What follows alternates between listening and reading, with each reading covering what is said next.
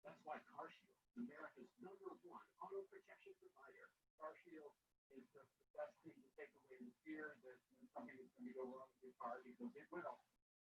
And CarShield is going to be there to back you up. My experience with CarShield is that they absolutely come through every time I use it. If my car breaks down, I can count on CarShield to cover it for me. CarShield definitely has my back. Now it's the time to make the smart choice and protect yourself from sky-high auto repair bills.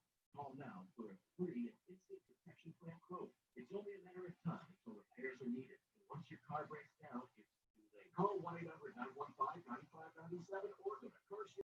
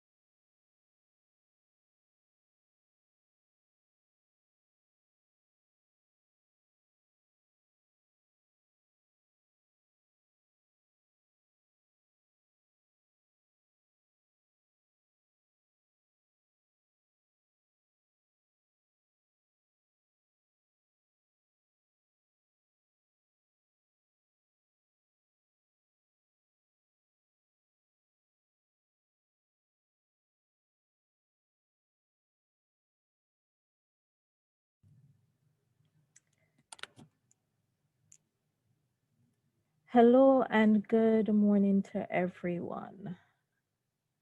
Thank you all for being here this morning. My name is Latoya Burnham. I'm the Technical Officer for Quality Promotions from CROSQ.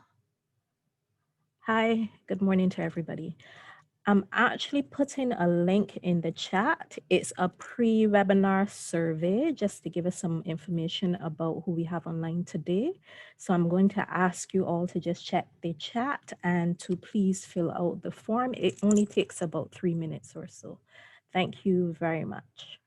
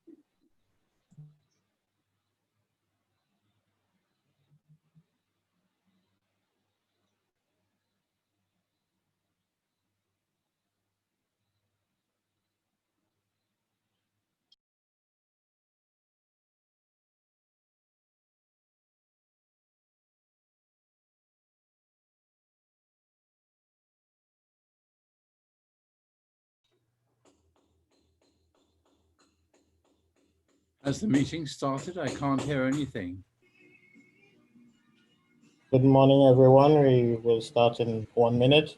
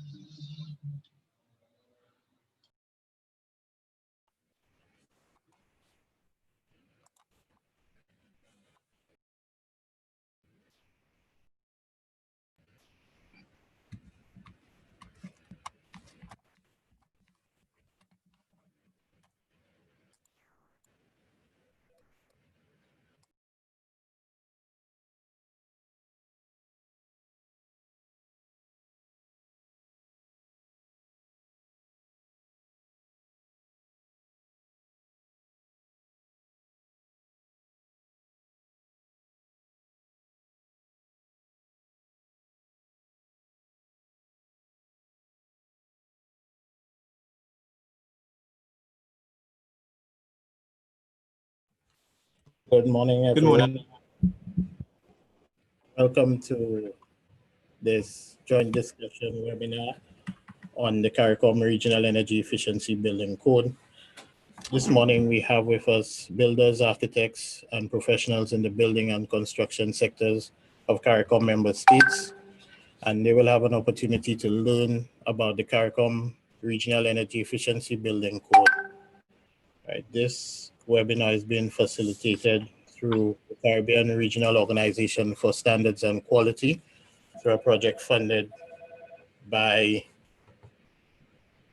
the Technical Assistance Program for Sustainable Energy in the Caribbean, TAPSEC, and in conjunction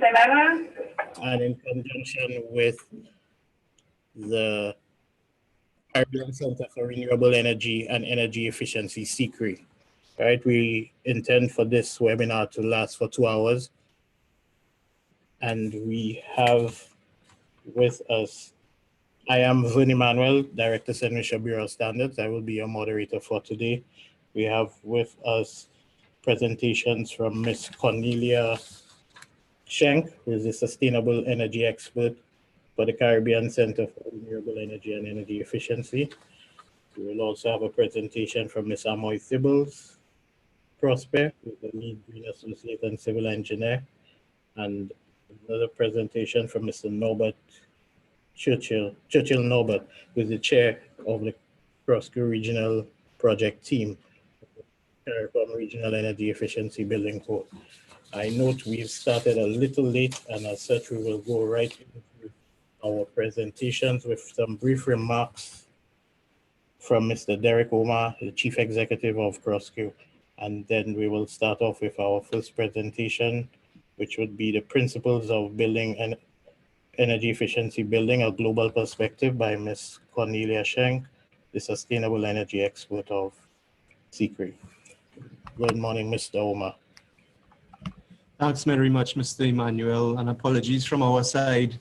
We had real internet connectivity issues here this morning. So recognizing that the region's need for urgency in adopting a proactive approach in addressing climate change, the 41st special meeting of the Quoted Energy held in Trinidad and Tobago in 2013 issued a directive to CROSQ to develop a minimum energy efficiency standard for the compliance of buildings. So we are very happy today to be able to have this program in conjunction with CCREEE to explain more about the CARICOM Regional Energy Efficiency Building Code. So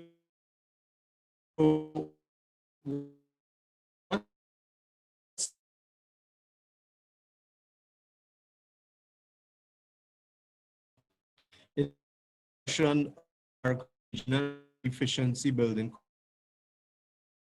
Them an idea into the tenets of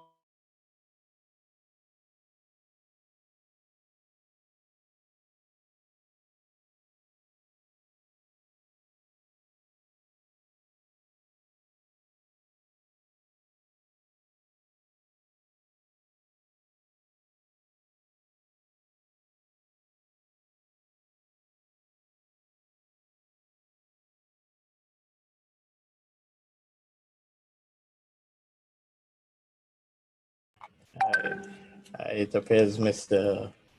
Omar is having some real internet connectivity problems in Barbados. Is he back as yet?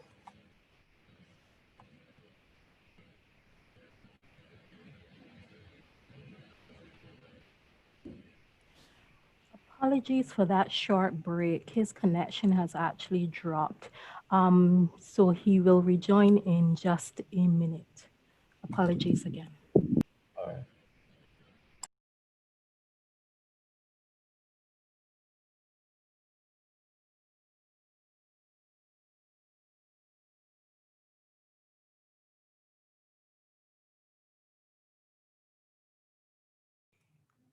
Hi, good day. Sorry about that.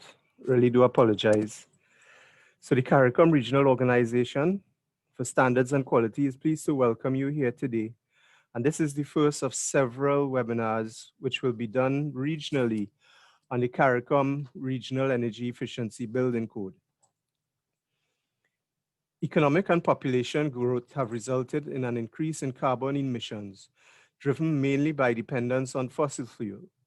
The Paris Agreement, which was adopted in 2015, aims to address the challenges of climate change and the associated adverse effects of global warming through a reduction in greenhouse gases.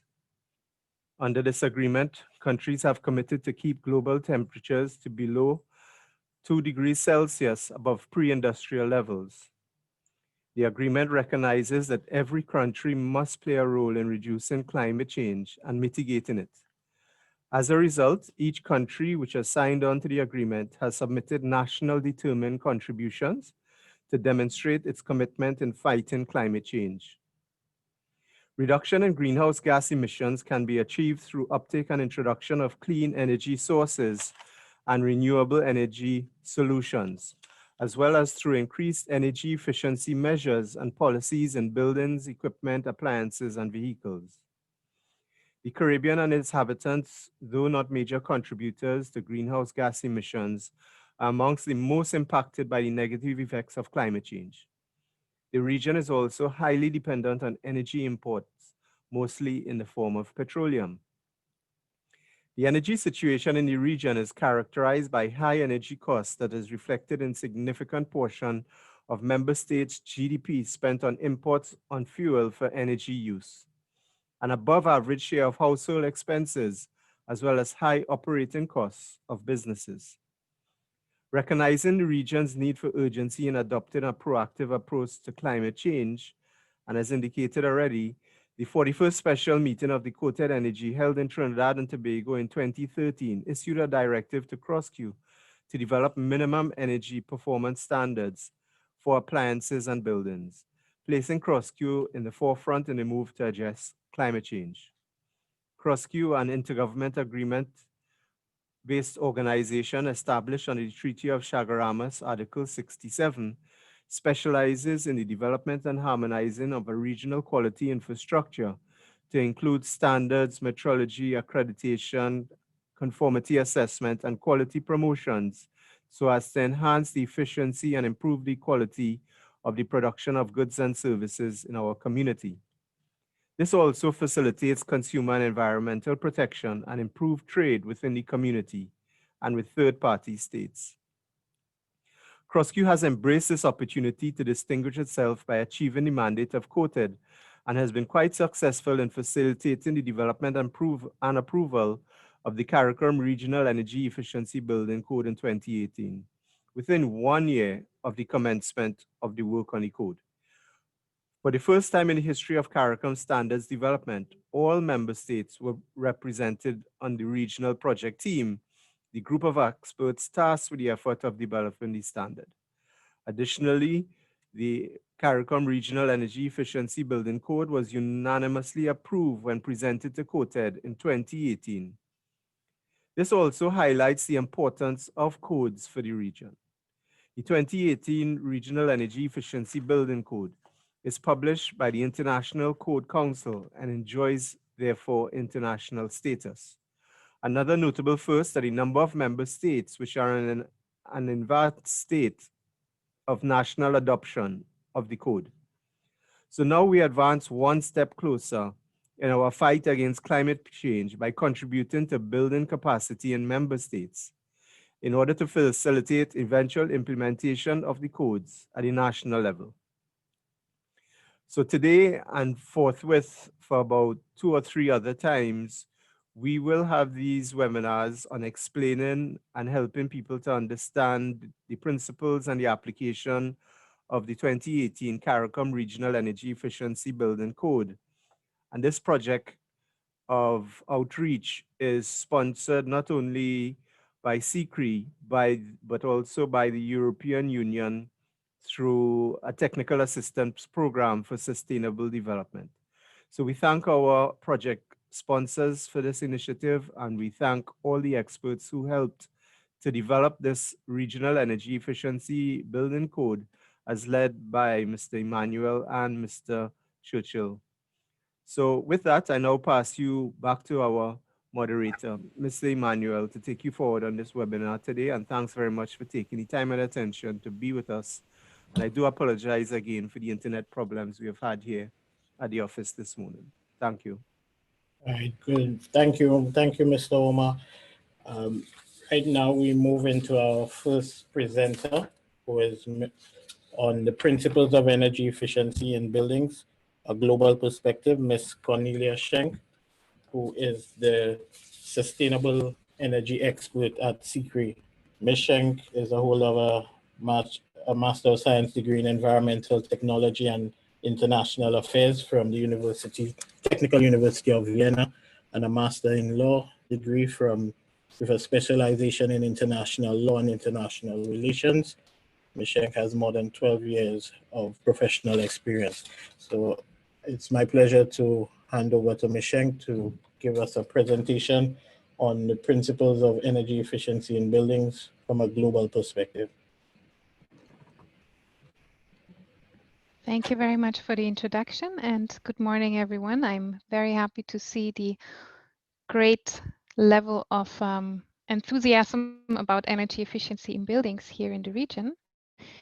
We had a great number of participants registered for this webinar and already active, so possibly some more will join us. I will share my presentation on the screen. Solar generation in our network was it? And please, if someone can let me know it once you can see it, I will switch to presentation mode. Yes, we can see. Is it in presentation mode? All right. Not as yet. Yeah, now it is in presentation mode. Okay, excellent. So I will prepare the ground for today's discussion, talk a little bit about energy efficient building design, why energy efficiency in building matters on a global level, but also for the Caribbean region, what some design principles are that should be considered. I will make a link to the energy efficiency building code here in the region and also certification systems, and of course introduce a little bit to what we are doing here at the CCREEE to support the implementation of the building code and also to support the development of energy efficient buildings across the region. So jumping right into the presentation, why do buildings matter? Why does energy efficiency in buildings matter? From a global perspective, buildings are of course a key driver for energy demand and for emissions. As we can see from the graph here, the buildings and construction sector on a global level in 2018 accounted for 36% of final energy use and 39% of energy and process-related carbon dioxide emissions. 11% of these resulted from the manufacturing of building materials only. So it has a huge relevance for energy demand and emissions, but it is also a huge engine for the global economy, and analysis by the International Energy Agency shows that about 12% of the workforce are employed in the building sector. Energy demand continues to rise in the building sector, although space heating, lighting, appliances, also cooking and water heating has become less energy intensive over time due to technological improvements. Nonetheless, overall demand for buildings continues to rise, and especially energy demand for space cooling continues to rise. So overall in the building sector, demand rose by 7% from 2018 to from 2010 to 2018, and energy demand for space cooling by 1/3, 33% in the same time frame. This is due to rising temperatures worldwide, but also due to enhanced access to electricity, rising income levels. More people can afford electric appliances, ACs, etc. So energy demand is rising. When we look at the climate targets that were mentioned by Mr. Omar under the Paris Climate Agreement and also at the SDGs, we can see that the building sector is not on track to achieve the targets. And we also have to consider that there are predictions that the building stock will double by 2050. Buildings are also very long-term structures, so what we fail to do now will be locked in for the next decades. And another aspect of why focusing on the construction, the building design, is so important is given by the International Passive House Association in an analysis that concluded that if houses are built with passive and locally adapted buildings designs, nature-based solutions, and also considering effective urban planning, we can reduce cooling demand, meaning the technical cooling demand for the buildings, by 90%, which is very considerable. On a regional perspective, the picture is even more significant. So I will draw here from an analysis done under the Buildings Energy Efficiency Program of CARICOM, where residential, commercial, and industrial buildings together account for about 80% of total electricity consumption in the Caribbean. And also it was seen that building energy consumption is actually growing faster than GDP. So that is a bit of a decoupling from the economic effects only. But it is high time to act on this situation. Also, the Caribbean is very vulnerable to the impacts of climate change, from rising temperatures and sea levels to the increased frequency and severity of extreme weather events. So our buildings need to become more resilient to climate change as well. I wanted to briefly show you how buildings matter for SDG achievement. As you can see in the graph here, buildings have a relevance for a total of 9 sustainable development goals, ranging from improving people's health and well-being through better indoor air quality and better living comfort, to enhancing renewable energy use and energy efficiency on a global level, creating jobs and boosting the economy, as I had mentioned, contributing to greenhouse gas reductions and energy independence in the Caribbean is very important, and climate protection, and also enhancing the resilience of infrastructures and our cities. And to meet the SDGs and also the climate goals that were stated, we would actually have to reverse the current trend in the building sector and to achieve an improvement rate of energy efficiency in buildings of 3% per year. Strategies to achieve that are, for one, mandatory or in part voluntary building energy codes, which would define standards for building construction that will reduce the long-term energy demand of the building sector. It is most effective to have mandatory building energy codes that are also progressive, which means that the technical requirements, the energy efficiency requirements are updated every couple of years.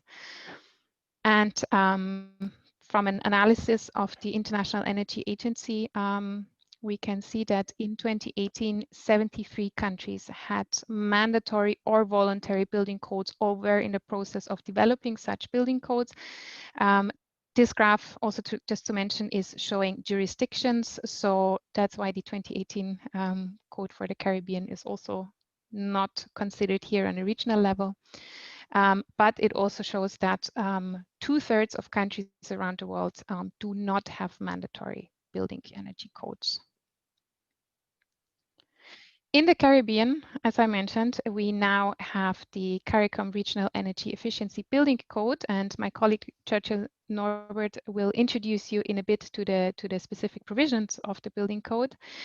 It is an adaptation of the International Energy Conservation Code and establishes minimum energy efficiency requirements. I will get back to that a little bit and then also hand over to Mr. Norbert on that. Another strategy to improve the knowledge about the energy performance of buildings especially, and to create an efficient market for energy efficient buildings are building energy certification systems. This involves programs and policies that involve the performance of a building and its energy service systems.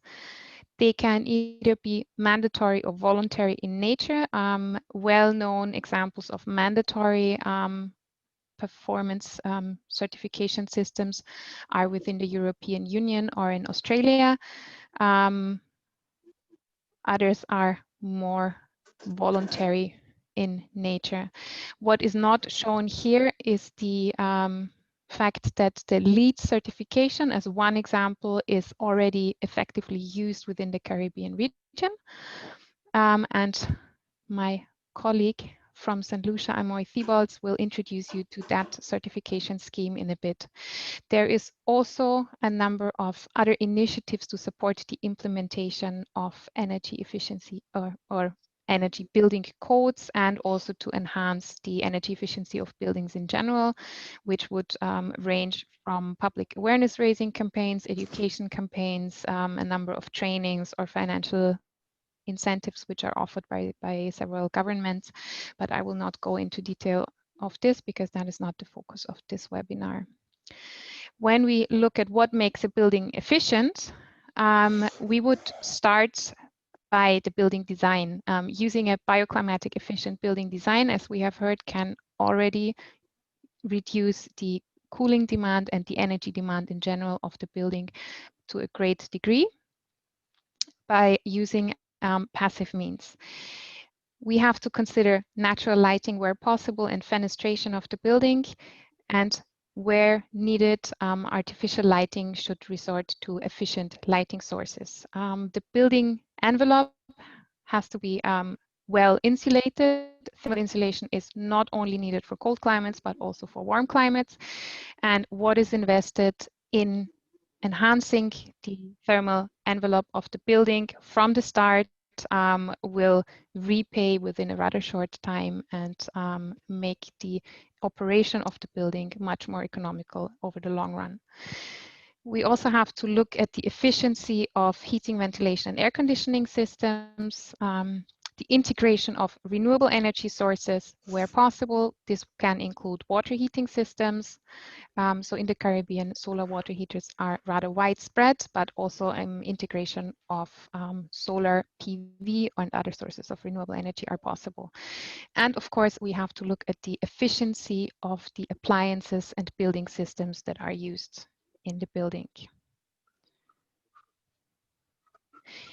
When we speak about bioclimatic building design, this is a concept that was extensively and also effectively used in traditional building structures, but is sometimes forgotten in modern day architecture, despite research showing that it has significant contributions to the building energy demand or to reducing the building energy demand, which can be due to the customers' desires for form over function of the building and other reasons. But in principle, when we talk about bioclimatic building design or tropical architecture, we mean climate responsive architecture, where the buildings are specifically designed to achieve the thermal comfort in tropical climates. So that can be based on a number of principles, which include looking for the optimal building orientation and location.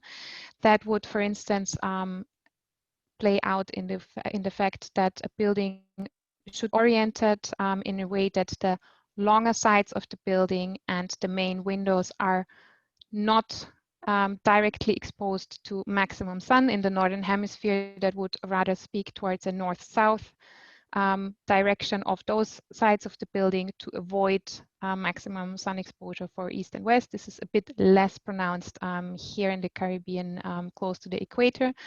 But for the building location, it's also important to consider that higher elevations can improve the catching of breezes, and natural shading should be considered where this is possible.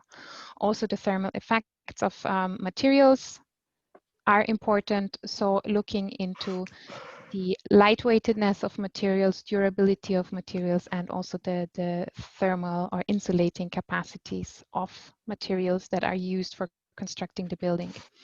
In terms of solar control, it is of course important to include shading, and air circulation is very important for a maximum ventilation. I will show you a very wonderful illustration of how this has been integrated into traditional buildings in the Caribbean. So this is an example of a chattel house here in Barbados, which uses perfectly natural shading.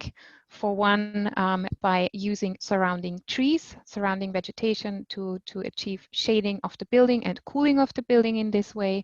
The houses are usually elevated by 3 to 4 feet from the ground, which means that a cool reservoir of, cool air is underneath the building, which can also be used for the ventilation of the building. So you have basically a natural air condition in the building. The houses have gables with high-lying windows, gable windows.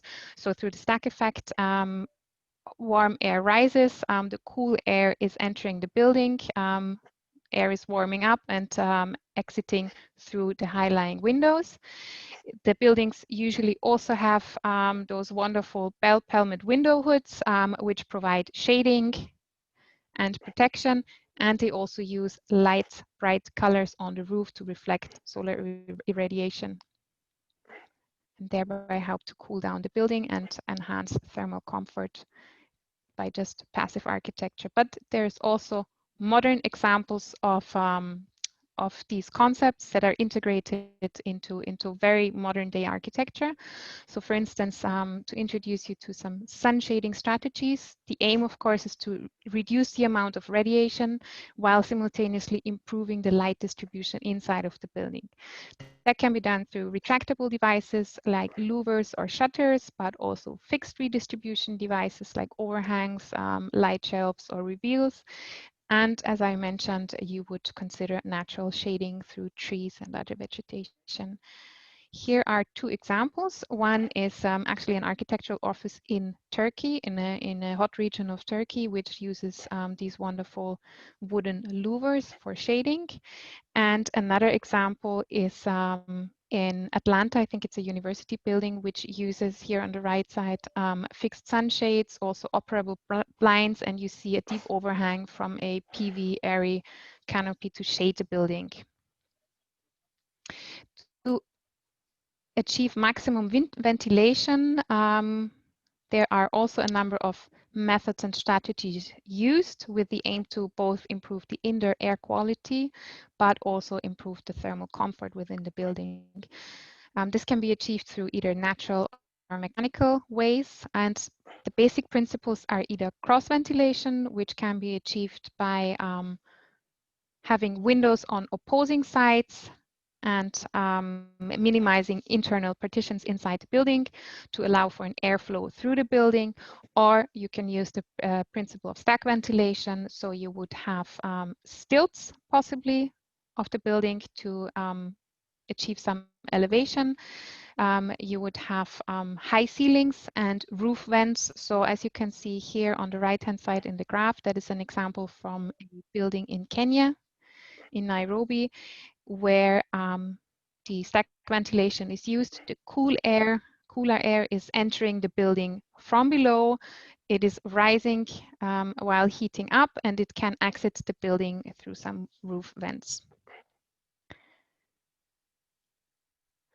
When we look at how technical requirements are set up for the buildings in the Caribbean, of course, now the reference would be the 2018 CARICOM Regional Energy Efficiency building code, which defines minimum energy requirements for buildings. And in particular, that refers to the building envelope. This is covering insulation, fenestration, air barriers, air leakages. Also the mechanical systems, so heating, ventilation, air conditioning, and service water heating.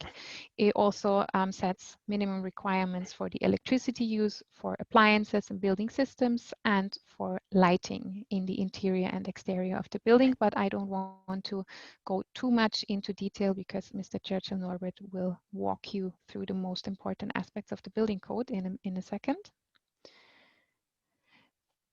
Another important aspect that I mentioned before in the Caribbean is climate resilience. We not only want to have our buildings to be as energy efficient as possible, but they also have to be very resilient to climate change and its impacts, rising from increased weather events, extreme weather events, which we unfortunately face quite frequently in the Caribbean, but also rising temperatures.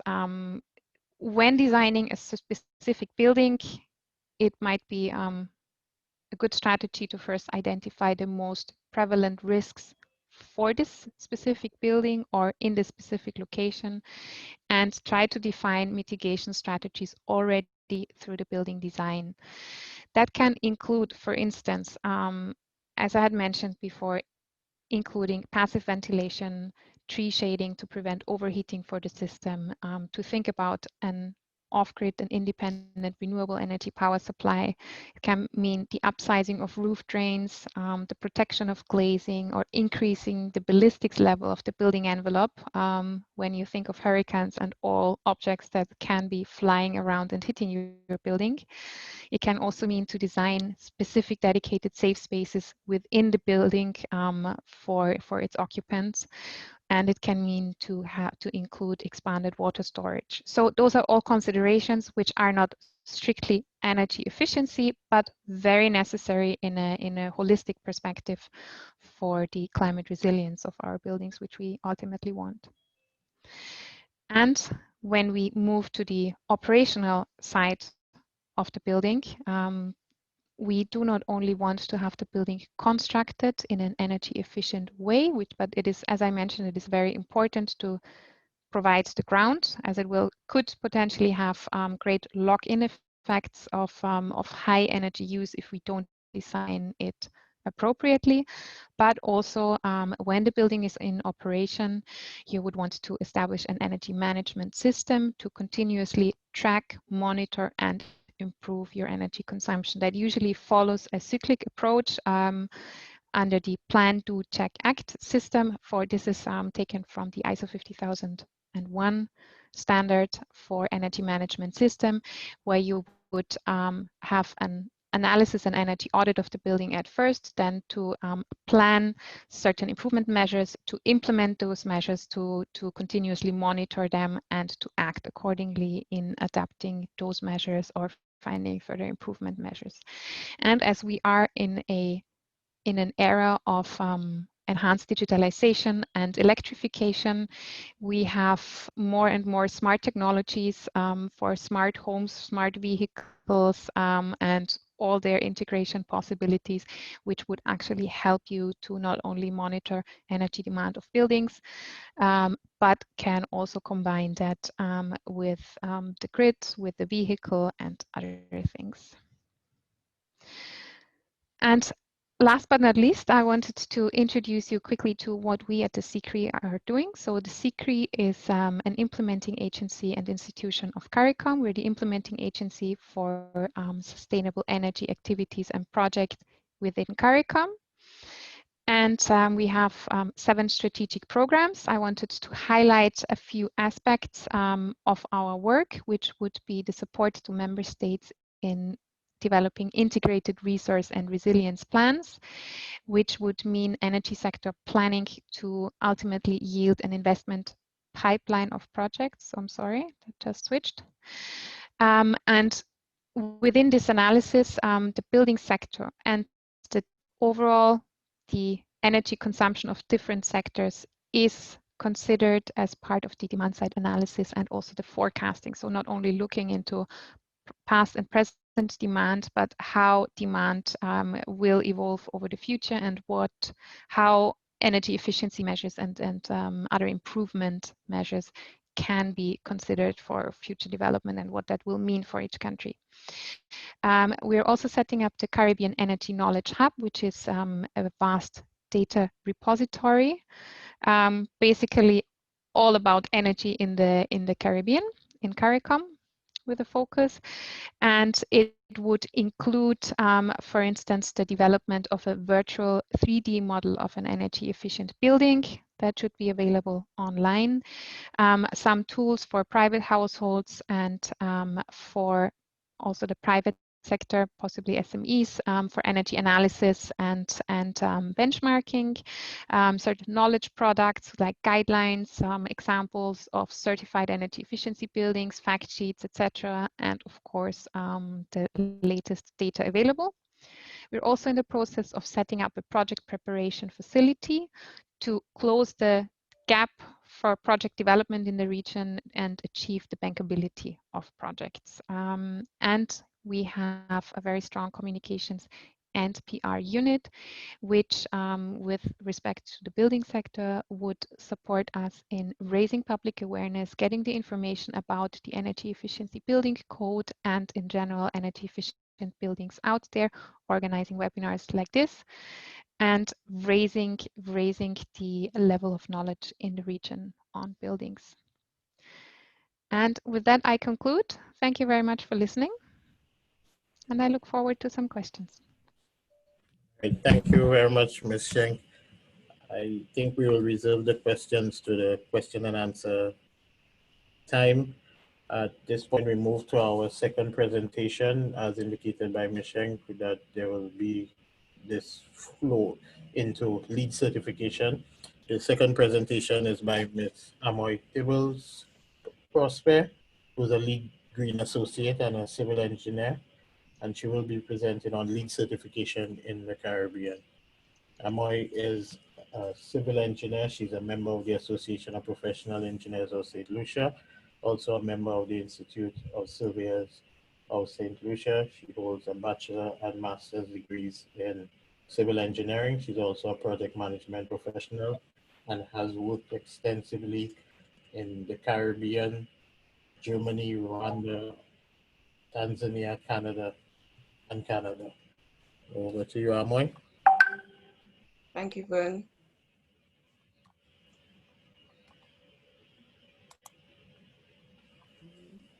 So just let me know that you all can see my screen. All right, you need to go into presenter mode now, Amoy. Yes. Right. Okay, we're good now. All right.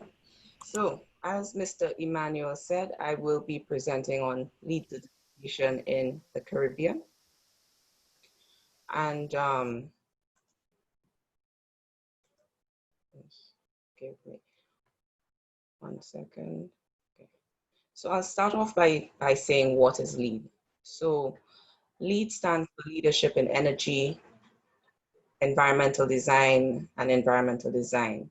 And to understand LEED, we first need to start off by understanding the U.S. Green Building Council. The U.S. Green Building Council, I skipped a slide, that's why. The U.S. Green Building Council is a non-profit trade organization, and it promotes sustainability in how buildings are designed, built, and operated. It's best known for the development of the LEED Green rating system. So now that we understand the U.S. Green Building Council, we'll understand more about LEED. LEED is an independent program that provides benchmarks for the design, construction, operation of high-performance green buildings and neighborhoods. It provides third-party verification of green buildings, and LEED certification is a globally recognized symbol of sustainability, achievement, and leadership. So from individual buildings and homes to entire neighborhoods, LEED is transforming the way the built environment is designed and operated. So why LEED? LEED certified buildings are designed to have lower operating costs. They increase the building asset value, they conserve energy and water, reduce harmful greenhouse gas emissions, reduce waste sent to landfill, and are healthier and safer spaces. So in terms of the economic benefits, LEED saves owners money. From the energy savings to water savings to maintenance savings, these all save money. Also on the economic benefits, LEED certified buildings also attract tenants. They command higher rents. They also have a higher resale value and spend less time on the market. As it relates to health benefits, LEED promotes healthier spaces with clean air and access to daylight, free from harmful chemicals found in paints and buildings.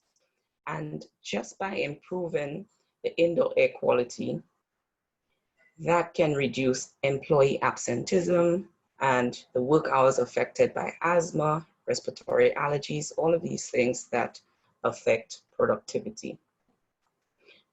Okay, so more on why LEED.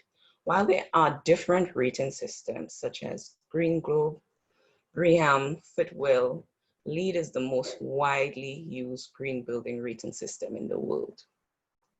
As of 2018, there were more than 96,000 registered and certified projects in over 167 countries. Additionally, LEED invests more than $30 million annually to maintain and operate and improve on LEED. In terms of building certification, there are 5 broad rating systems and 21 adaptations. These rating systems are LEED for building design and construction, LEED for interior design and construction, LEED for operations and maintenance, and LEED for homes, and LEED for neighborhood and developments. The most frequently used is the LEED for new construction and major renovation. However, LEED for homes is likely to gain ground quickly. Other popular LEED programs are LEED for existing buildings, which focuses on operations and maintenance. We have LEED for core and shell, where the building may be LEED certified and the tenants outfit the interiors, not necessarily to LEED specifications. And conversely, we also have LEED for interior designs, which is also popular, where the building may not be LEED certified, but a tenant then chooses to outfit the interior to LEED specifications. So how do you achieve building certification? The first step would be to choose the appropriate category, to register and submit for review, and then to attain one of the 4 certification levels. These certification levels are LEED certified 40 to 49 points, LEED silver 50 to 59 points, LEED gold 60 to 79 points, and platinum above 80 points. One thing of importance is LEED projects must satisfy all the LEED prerequisites in order to attain any of the certification levels. So buildings and projects achieve LEED certification. However, people become accredited professionals. And there are 3 levels of accredited professionals. There is the LEED Green Associate, is someone who demonstrates a foundational knowledge of green building expertise. We also have the LEED AP, or the LEED Accredited Professional with speciality. These specialities can be a LEED AP in building design or on construction, or a LEED AP in operations and maintenance. The LEED APs have an advanced knowledge in green building design. And then we have LEED fellows. A fellow is a professional who has significant knowledge and experience in green building and sustainability. So as of the 21st of September, the public directory of the US Green Building Council showed a total of 107 projects in CARICOM states and associate states. We will go on to look at 3 of the projects in St. Lucia, as well as 1 ongoing project in Antigua. So in St. Lucia, we have the Harbor Club Hotel, which registered for LEED.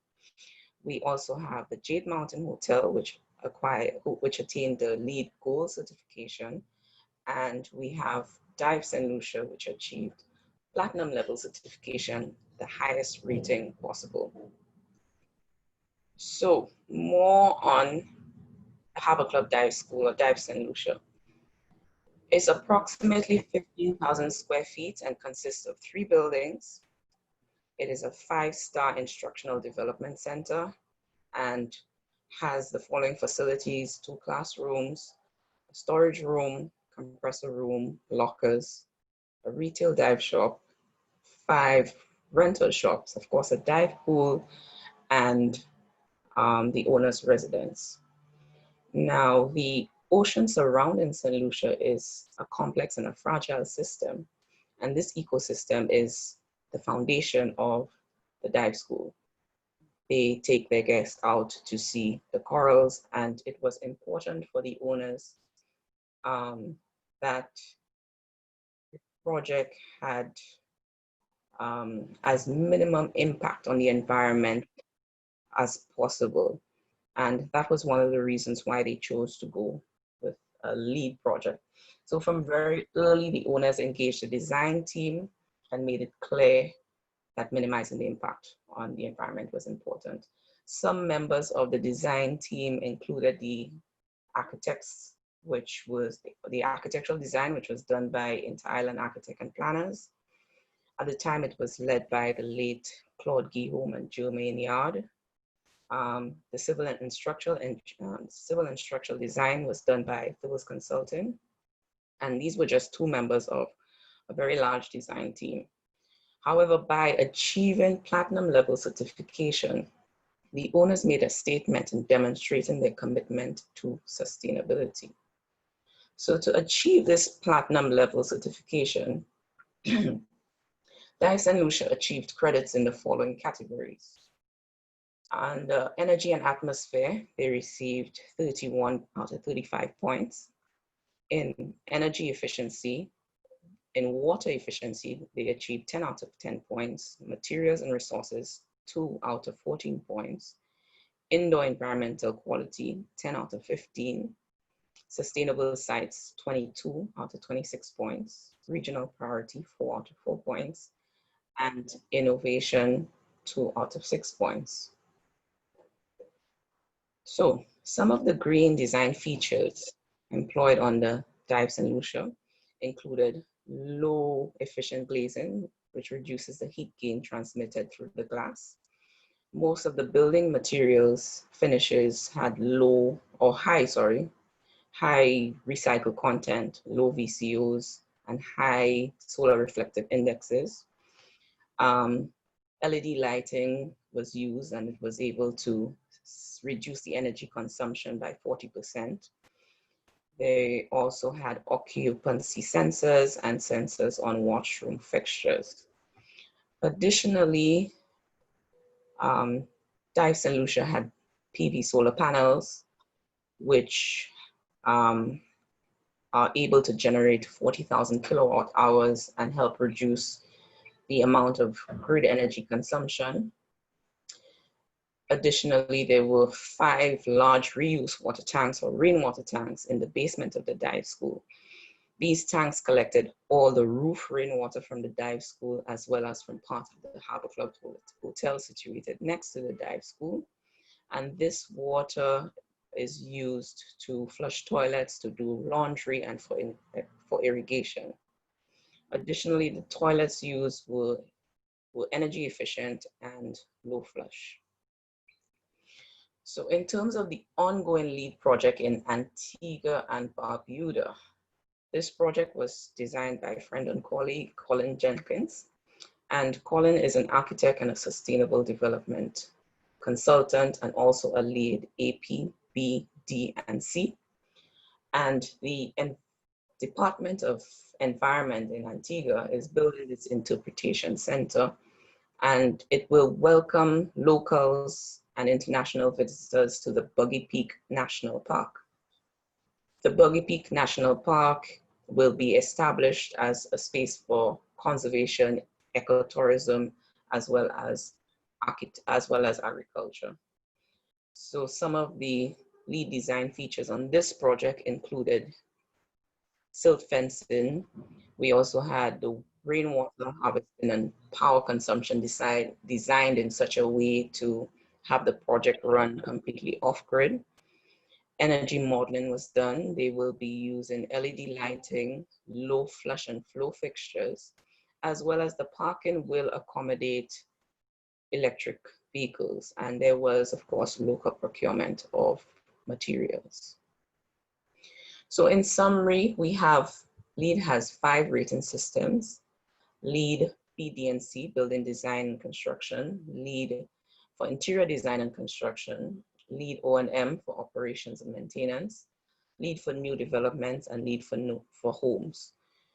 A building can receive 4 certification levels: silver, certified silver, gold, and platinum, by receiving a number of credits in the different credit categories, and a person can get 1 or 3 accreditation levels: a LEED Green Associate, a LEED AP, or a LEED Fellow.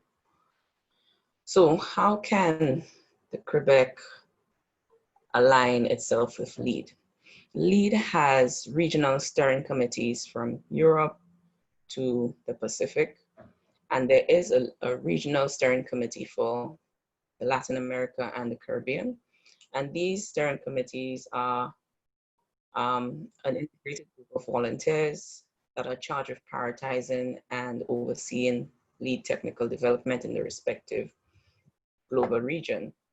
My thought is that one of the ways CREEBC can align itself as LEED is by CROSQ, or the CARICOM Regional Organization for Standards and Qualities, or a representative of one of the Bureau of Standards, to be part of the regional LEED steering committee, but I will let the next presenter speak more on that.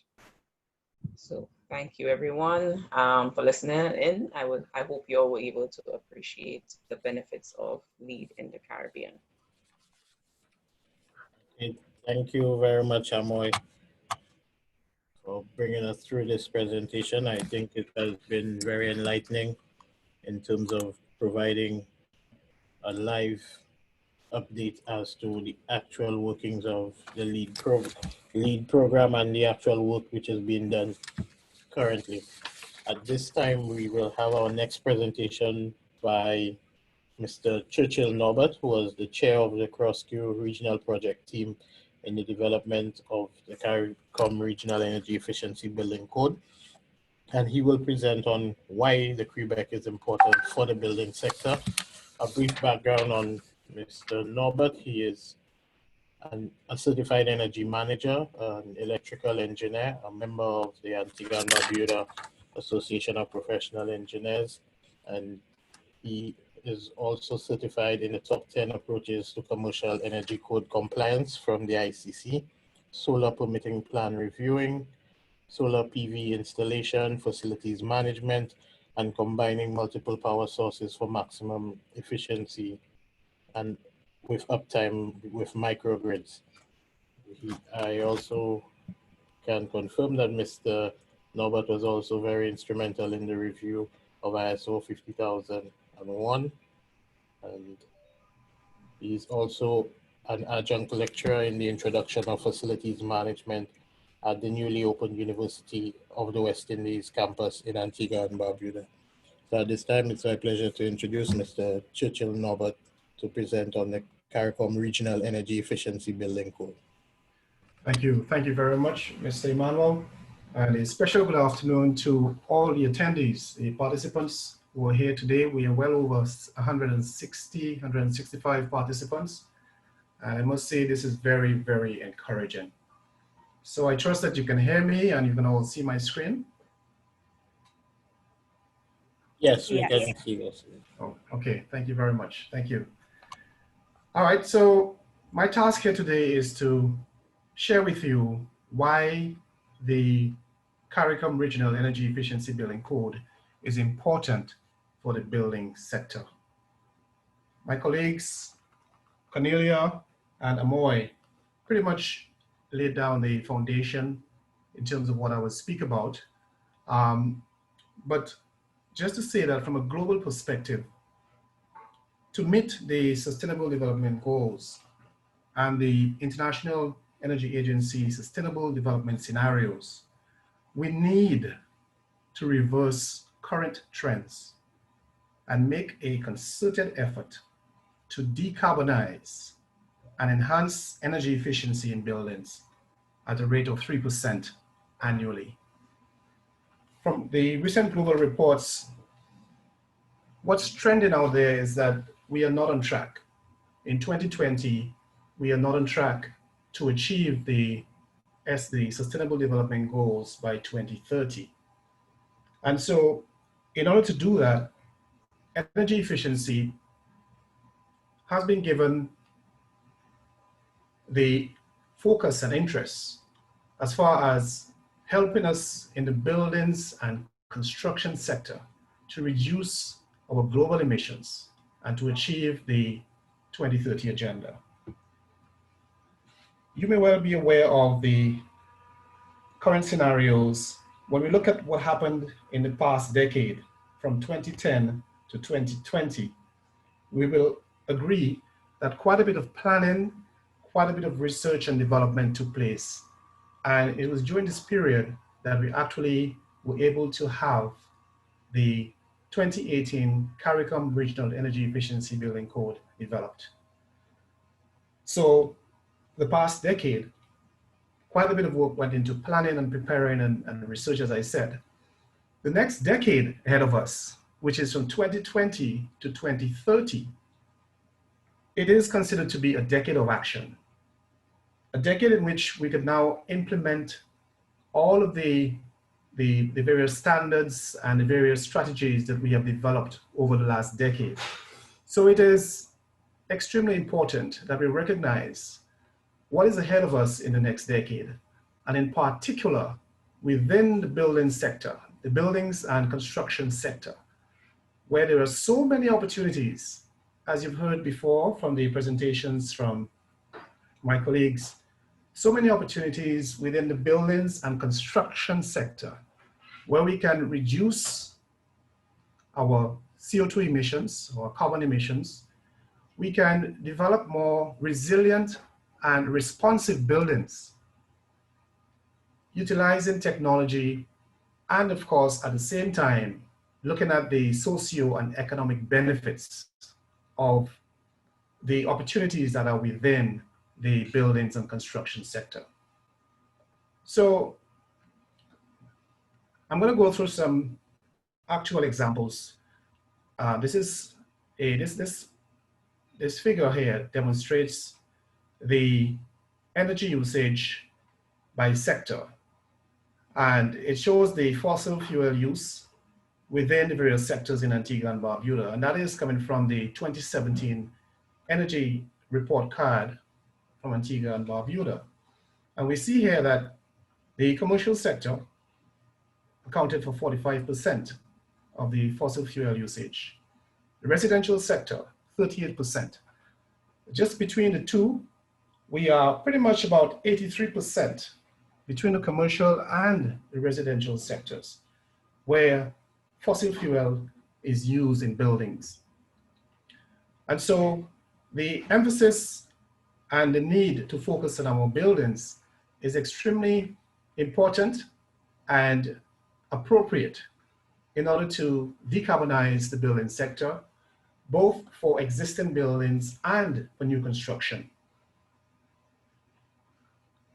This slide shows the fossil fuel purchased by sector in Antigua and Barbuda between 2016 to 2018. we can see here as well that the electricity sector purchased 49% of the fossil fuels used in Antigua and Barbuda. And that was, in second place, we have the gas stations at 18%. But we can see that the power sector purchased 49% of the overall fossil fuels in Antigua and Barbuda. And as you saw in the previous slide, approximately 83% of that, the fuel purchased, was to generate electricity used in buildings.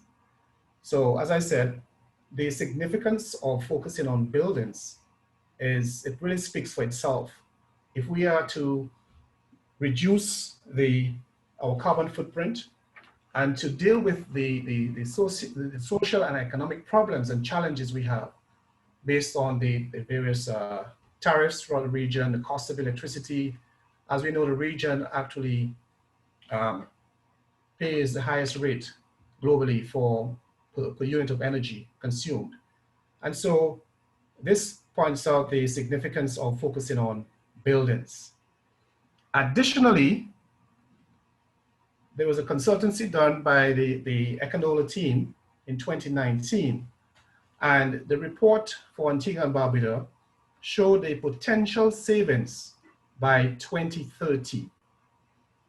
Based on the sectors, again, the residential sector, potential savings in energy efficiency by 2030 was at 30%. Industrial, 45%. Government, 53%. Commercial and tourism, 46%. Transportation, 40%. So we see again where energy efficiency can achieve tremendous benefits if we were to apply the energy efficiency measures and look at things like codes and standards that have been proven over the years.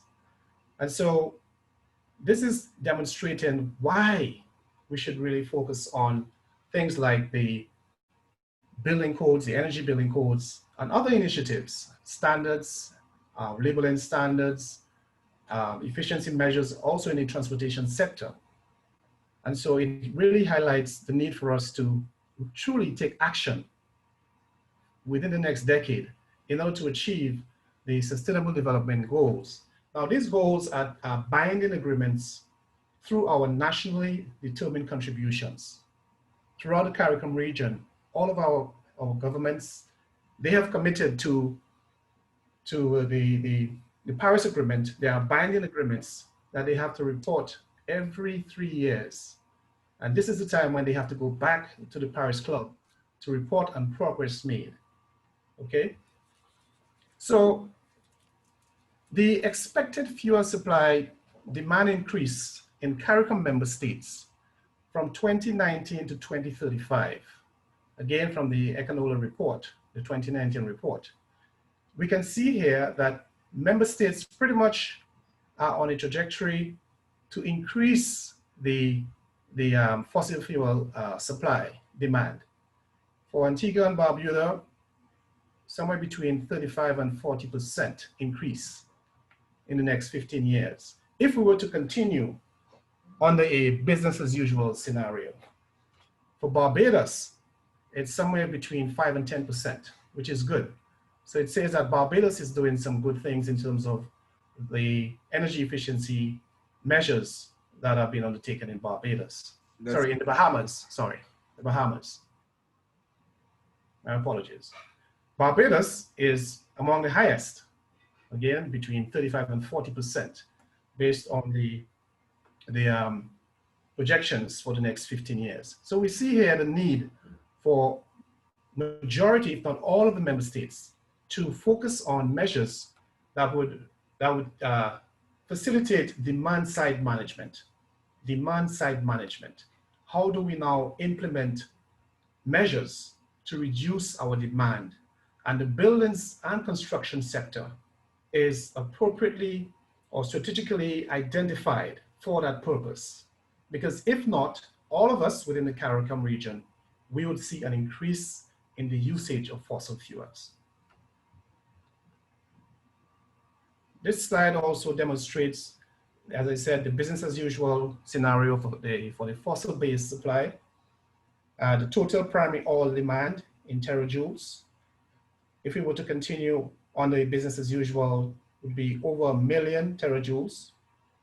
And by implementing, in terms of implementing the energy efficiency interventions, we see a decrease down to 786,505 terajoules, and overall 28% savings in terms of the fuel consumption. Now, priority sectors and the energy efficiency targets throughout the CARICOM member states.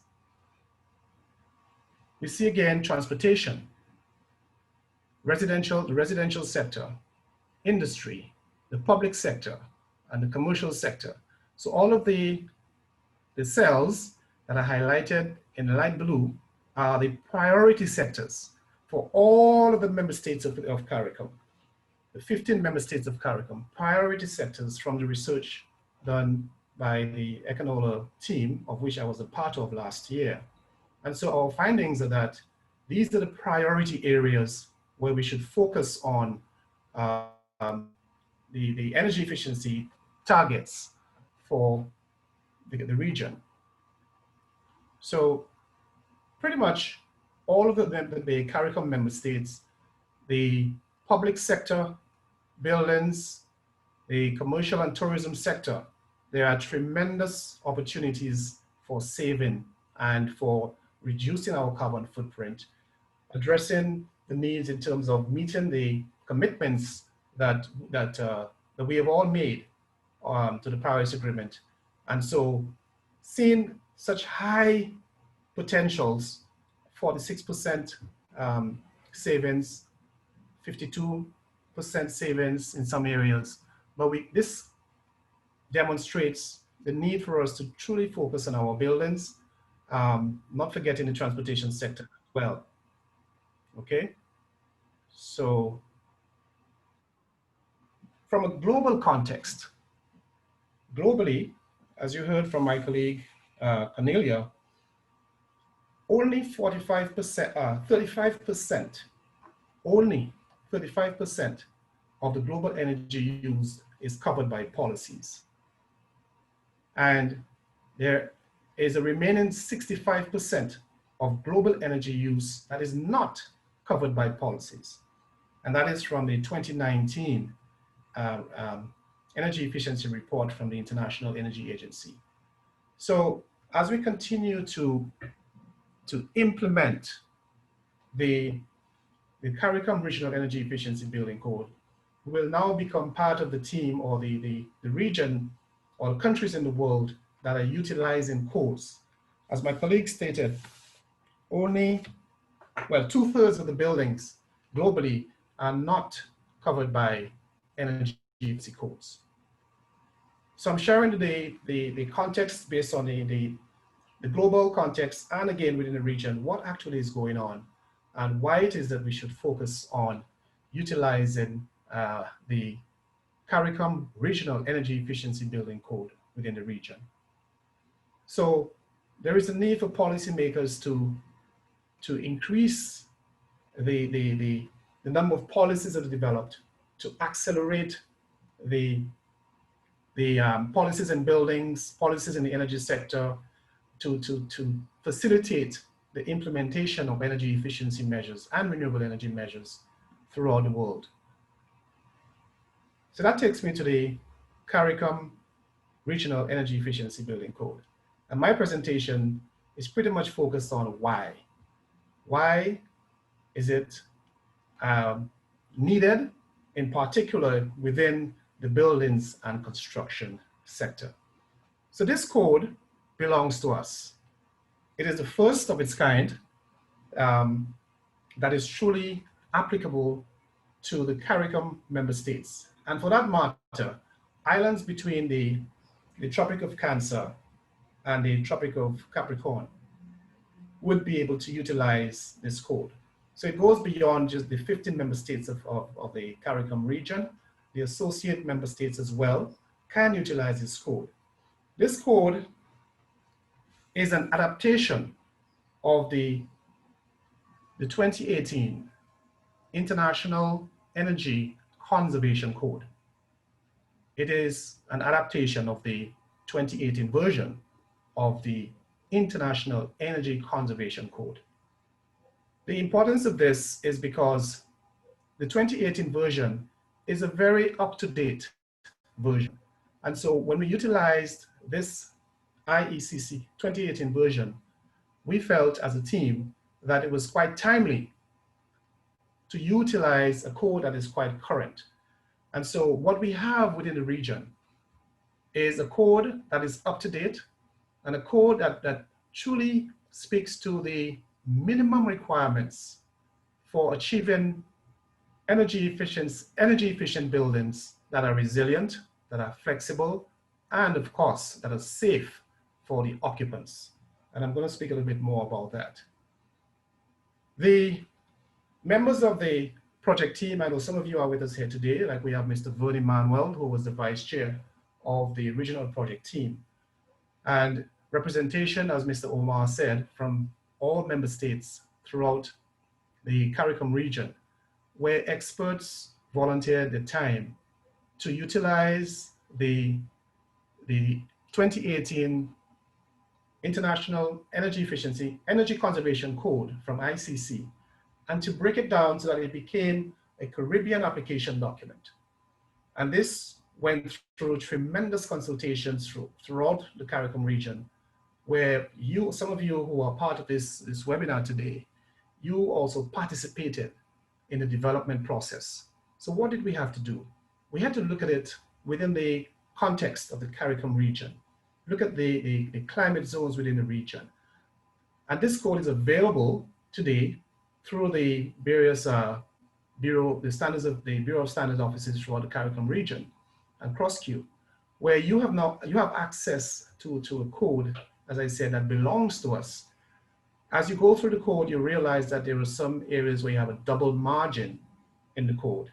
Anywhere you see a double margin, it speaks to changes that were made to adjust the requirements in the code to suit the CARICOM region. So I must acknowledge the effort and the hard work throughout from experts throughout the region, from Antigua and Barbuda all the way down to Suriname, who participated. Some of you, as I said, are on this call today. So it is truly something that belongs to us. It is not a foreign document. It is not something that, that we cannot take full ownership of. And besides, the heads of government gave us their blessing on that as well. When we went to the CARICOM, the quoted meeting in 2018, that was April of 2018. So we have done the work, as I said, we have done everything. We are now at a stage where we are ready to use it, to utilize it, okay? But I must acknowledge the efforts from all the members of the project team, and there were other technical experts as well, advisors as well, who took part in the development of this code. So the table of contents is broken down into, the code pretty much looks at the commercial provisions, because we look at commercial buildings and as well residential buildings. So the table of contents for both the commercial and the residential provisions, there are 6 key chapters. Chapter 1 looks at the code, the scope and administration. And it's the same thing for the residential provisions. So the scope and administration in chapter 1. Chapter 2 looks at the definitions. So all definitions must be as per the code when utilizing the code, because language is very important when utilizing codes. And so all definitions will be found in chapter 2 of the 2018 CARICOM Regional Energy Efficiency Building Code. Chapter 3 looks at the requirements as far as the climate zones I spoke about, and what are the R values and the U factors based on the climate zones. But primarily throughout the CARICOM region, what we found is that the climate zone zero is pretty much common among most of the CARICOM member states. So we pretty much have one dominant climate zone throughout the region. Chapter 4 looks at the commercial energy efficiency in terms of the energy efficiency requirements, and as well in the residential section of the code, the residential energy efficiency provisions and requirements. We also focus on existing buildings as well. Existing buildings where you may have a building that is going through a change in occupancy or some renovations, additions, modifications. So the code provides guidelines for existing buildings, both for the commercial sector and the residential sector. And chapter 6, the referenced standards. Okay. The appendix for the commercial section, appendix CA, where the solar readiness provisions are there within the building space, so that for new construction, at least the provisions are there for solar, and that's the solar photovoltaic systems and also the thermal systems as well. So this basically demonstrates what's in the table of contents for the commercial and residential, and that covers pretty much all buildings. There's also the ASHRAE 90.1 2016 within the CARICOM Regional Energy Efficiency Building Code. And the ASHRAE 90.1 2016 standard is an additional compliance path within the commercial provisions of the code. So for commercial buildings, one could decide to select the ASHRAE 90.1 standard as a compliance path. And so you're getting 2-in-1, where you have the residential and commercial provisions and the entire version of the ASHRAE 90.1 2016 standard. All of this is within the CARICOM Regional Energy Efficiency Building Code. So I'm saying this just to show you the value when you purchase a copy of this code, the value that you're actually getting, where it's not just the CARICOM code, but the standard ASHRAE 90.1 2016 standard. And so we see the various chapters from chapter 1 to chapter 12, all within the CARICOM Regional Energy Efficiency Building Code. So the scope of the code, pretty much the CARICOM Regional Energy Efficiency Building Code, referred to as the CREEBC. The CREEBC applies to residential and commercial buildings and their building sites and associated systems and equipment. So we're not only referring to what is within the envelope or the thermal envelope of your building. We are also referring to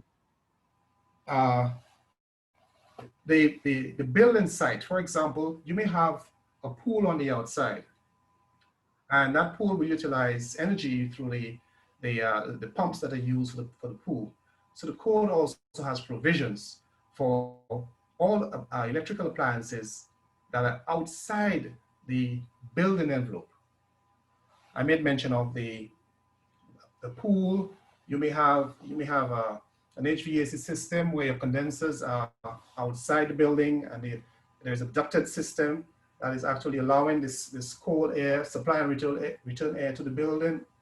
So the code references all of this, everything that is within the boundary, okay, of that building site, including systems and equipment. So keep that in mind, that it is not only focusing on requirements and provisions for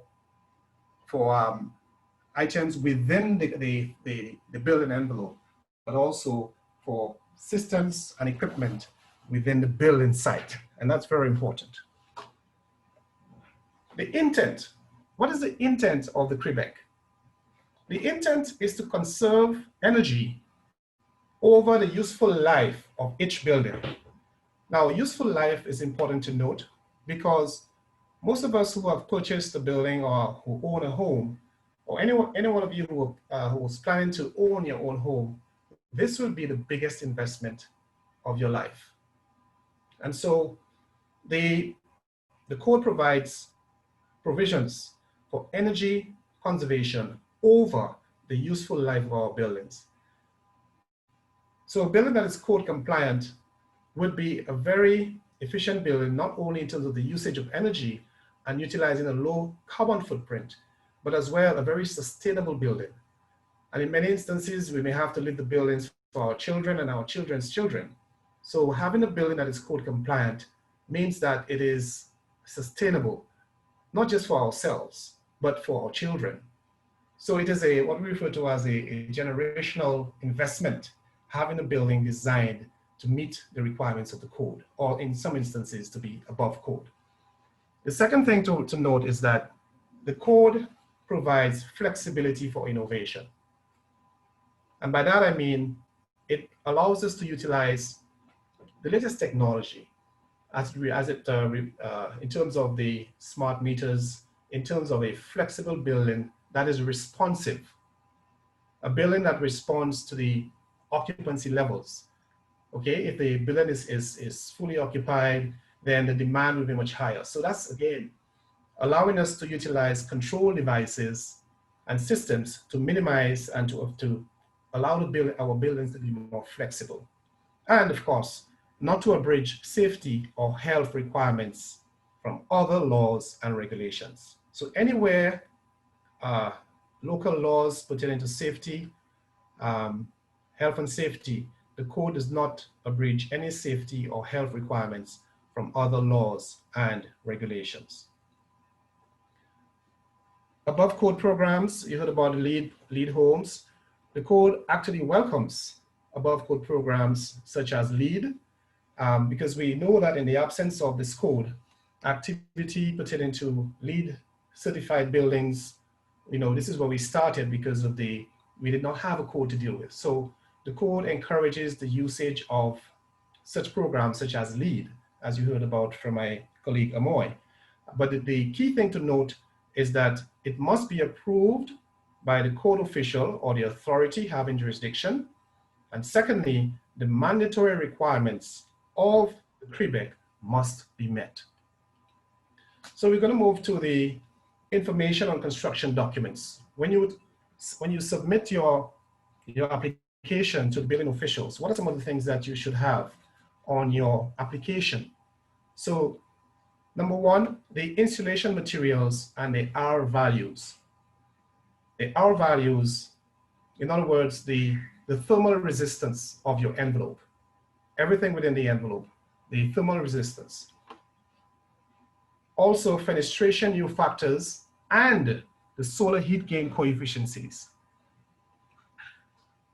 The two areas here, the R values, the thermal resistance of our building envelope, and the fenestration U factors and the solar heat gain.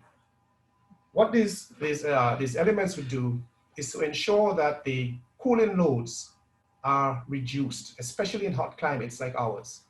So the minimum requirements provided in the code will guide us as far as what these R values should be, what the U factors should be, and the solar heat gain coefficients. The mechanical system design criteria, mechanical and the service water heating.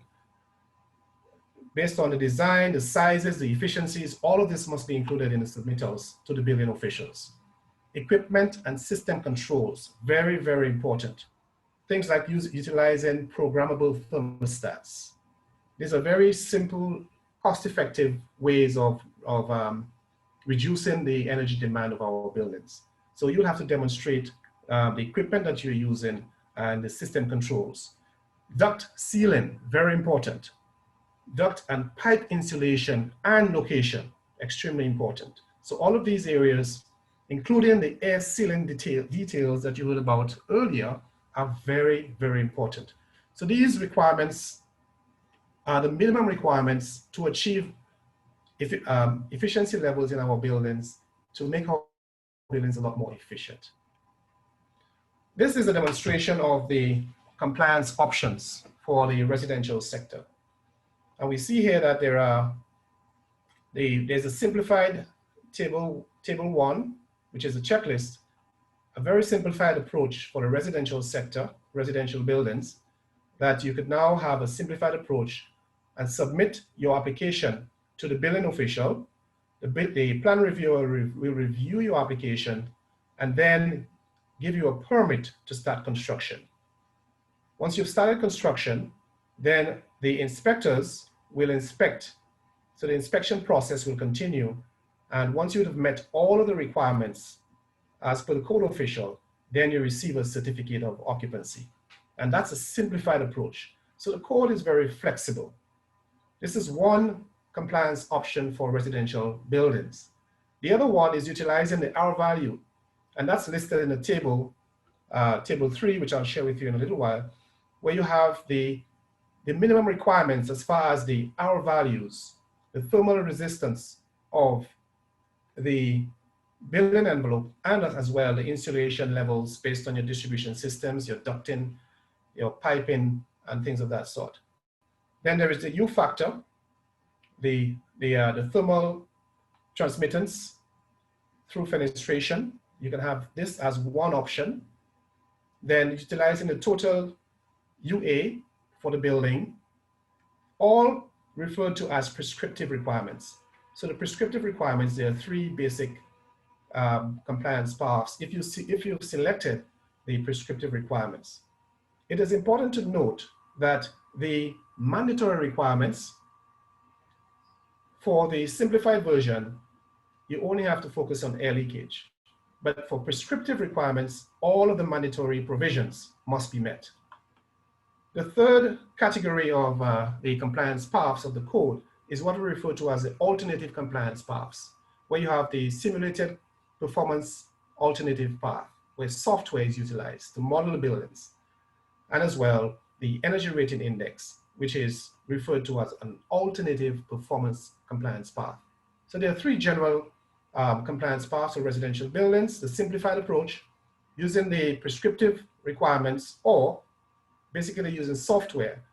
And all of these would now be submitted to the code official for review to receive your permit, and then you start construction to go through your inspections until you would have met all of the requirements of the code and receive a certificate from the building official. So this here is an example of what I just spoke about. The table shows the simplified approach, the prescriptive approach, and using simulated performance or the energy rating index as your compliance path. Now, any compliance path that is selected must be utilized throughout the construction phase of your project.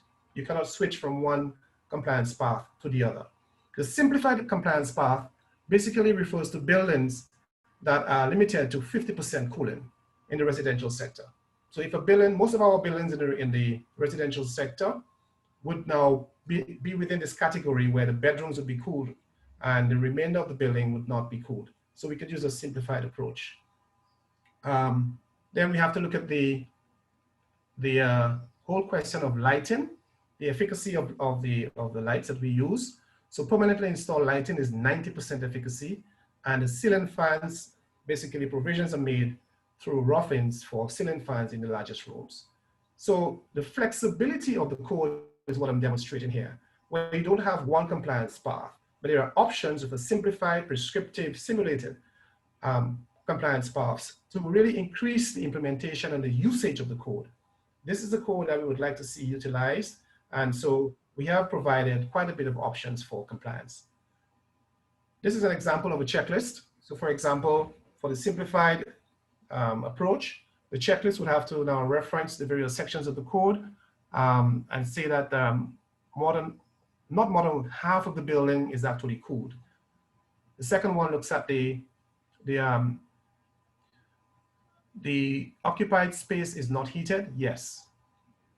The water heating power, so solar or wind or other renewable energy sources are utilized to supply 90%, a minimum of 90% of the energy for the solar water heaters. So this promotes the use of thermal heaters. And if thermal heaters cannot be used, the 90% of the energy must be from a renewable source. Fenestration levels, the minimum requirements for U factors are listed here. So this would be your guide. And based on the guide provided here, the engineer or architect or the person who's actually completing the form would state what the fenestration levels are based on the materials that you're using. So the code official will review your application from this checklist to know whether or not you are code compliant. The solar heat gain coefficients are stated here as a guide as well. We take into consideration things like your projection factor, the orientation of the buildings, you heard about that before. And so the two orientations we look at, if a building is in a northern orientation, the projection factors would vary, as well as the solar heat gain coefficient levels. So this is pretty much providing guidelines for you. I'm trying to cover quite a lot, so bear with me as I try to just quickly run through the information here. But you can see where the fenestration, the U factors, the solar heat gain based on the projection factor, which is where you have more shading. And for your south, east, and west, the solar heat gain coefficient is a lot lower at 0.25 with a projection factor less than 0.2. This means that for the solar heat gain, 0 would be the best. So anything closer to 0 means that it is more efficient. And for the northern oriented buildings, the fenestration would be 0.33, an increase in the solar heat gain coefficient of the products that are used here because of the orientation. So quite a bit of guidance, and as I said, it is the minimum requirements, and we're just referencing the residential provisions here. So moving on to the commercial sector. Within the commercial sector, there are three main compliance paths for commercial buildings. We have the prescriptive sections in section C402, C406, and C408. These are sections within the code. So whatever where you see C refers to the commercial buildings, and R refers to residential buildings. So if you're utilizing the code, the prescriptive compliance path means that you have to comply with envelope requirements, mechanical requirements. When we say mechanical, we're referring to your HVAC system, pretty much. The water heating requirements, lighting requirements, additional efficiency options, and of course, commissioning. Commissioning is very, very much an element that is lacking in most of our buildings, where there are no commissioning reports, there are no reports available within our existing buildings, and even some of our new buildings. So as we utilize the LEED programs, LEED also would make provisions for commissioning reports, but that is an element that is lacking in most of our facilities and our buildings throughout the CARICOM region. So the code will allow us to have the whole idea of commissioning reports and following the guidelines to achieve maximum efficiencies. The second compliance path is the total building performance in section C407. And it looks at the mandatory requirements of section C402 and 404. So C402 and 404, and then the simulated. This is where software will be utilized in the second compliance path. So both the commercial and the residential provisions of the code would allow us to utilize software like eQuest, Red Screen, and there are various examples that you may have been using, some of your engineers are using within the region to model your buildings, but it must be approved by the code official. And the third approach is the ASHRAE 90.1. So this is the third approach in terms of the compliance path. So ASHRAE standard 90.1 is the third option in terms of the compliance path within the commercial sector, okay? And the ASHRAE 90.1 basically has mandatory provisions, the prescriptive building envelope provisions, the submittals, guidelines for that, and information as far as the product information and the installation requirements. So you can have the product information, but there are requirements of how, for example, insulation should be installed on piping, ducting systems, and all that type of thing. So very, very, very important guidelines are within the ASHRAE standard as well. The building thermal envelope, as defined, this is basically an example showing you what it is. The goal of the code is to ensure that the thermal resistance and the U factors, the transmittance levels, are pretty much, the building is properly sealed and you're not allowing too much of the solar radiation into the building, whether through the roof or the fenestration. So the code provides minimum requirements to reduce cooling loads and to achieve the low consumptions of our building. Again, it's seen as a demand-side management initiative. The solar heat gain coefficient, it is the most important performance characteristic of fenestration in hot climates. And this picture speaks for itself. What we're trying to do here is to reduce the amount of heat through the fenestration, hereby providing the minimum requirements for the glazing or U factors in our buildings. This is an example of the roof as well. It's an area in our hot climates where you can have quite a bit of heat coming through the roof. The code provides guidelines for reducing the amount of heat gain through our roofs. And this is a cool roof concept. The various R values, insulation values are provided, and the whole concept of the solar reflectance of our roofs and the thermal emittance of our roofs, guidance are provided in the code for that. The fenestration levels based on the U factors, the type of windows that we should be getting. This is just an example where procurement must now have focus on the parameters or the performance, the characteristics of the windows that we are buying, ensuring that the labels are provided as well is very, very important as you utilize the code. This is an example of the blower door, because we have to test how tight our buildings are. So there are requirements where the blower door test must be used in our buildings. This, ladies and gentlemen, is an opportunity to increase the job opportunities within our CARICOM region as we utilize the code. This is something that is new to us. And so some of you who are energy service providers, engineers, architects, can start thinking about having the blower door test as a service, an additional service that you offer to your clients, because it is a requirement within the code. Other thing to note is that from a health perspective, what the code is seeking to do is to reduce the amount of leakage, but have controlled ventilation through mechanical systems.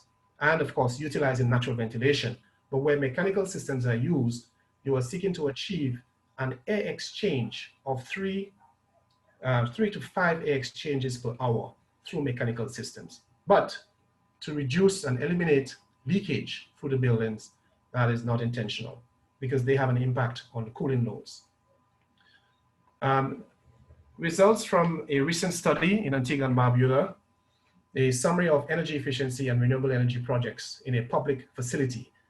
We see here that the low to no cost energy efficiency measures, the CO2 savings, okay, and the annual savings in US dollars based on low to no cost interventions. And these are interventions that are found within the code.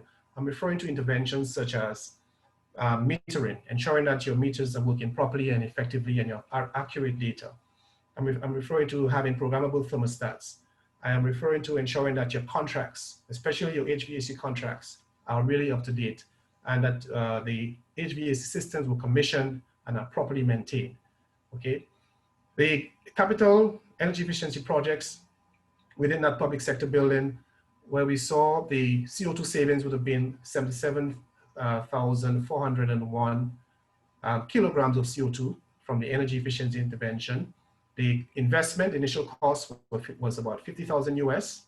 The annual savings was 29,800 US. The payback, simple payback, was within 1.7 years.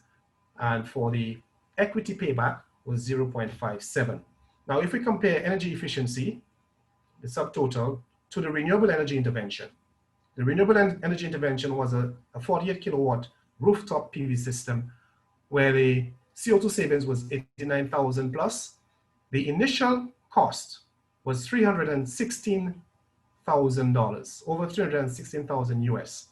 The annual savings of 15,000, payback period 13.4 years or 11.6 years. So we can see the benefits of utilizing the energy efficiency interventions first.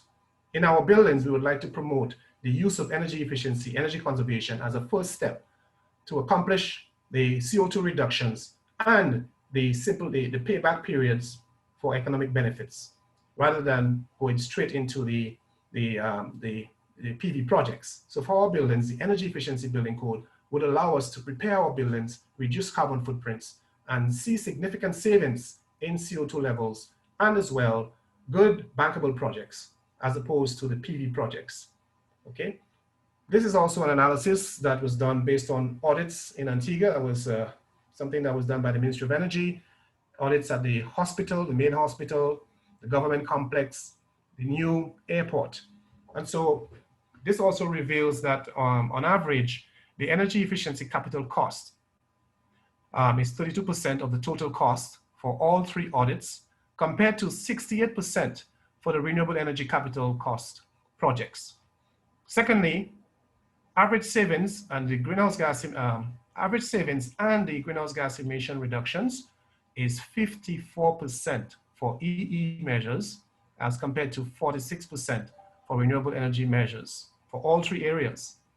The third observation was that energy efficiency and renewable energy interventions listed in the audit reports should be implemented by local experts in Antigua and Barbuda with grant funding from CDB. Savings, avoided costs should be placed in a revolving fund to assist with additional energy audits, but to create some financial assistance for the sustainable approach within the buildings. Hence, EE interventions should always be done first, followed by EE interventions in buildings. Interventions such as the 2018 CARICOM Regional Energy Efficiency Building Code should be adopted along with energy efficiency standards developed by the various standards, Bureau of Standards throughout the CARICOM region. Policies in support of EE and RE interventions and fiscal incentive programs for EE and RE should be included in recovery strategic plans for Antigua and Barbuda. That's just showing and demonstrating the tremendous gains that are there to be achieved when utilizing energy efficiency in buildings and conservation measures in buildings. So thank you very much. And I apologize for going over time, but it was quite a lot to bring together within a very short space of time. Thank you, and I am ready available for any questions that you may have. All right, thank you very much, Mr. Norbert, for an extensive presentation. We will go into the question and answer section at this point until 12:15, seeing that we started a little late. I note a few questions have already been answered in the chat. I think we have one question here from Mr. Hennicat. Mr. Hennicat, would you like to voice that question?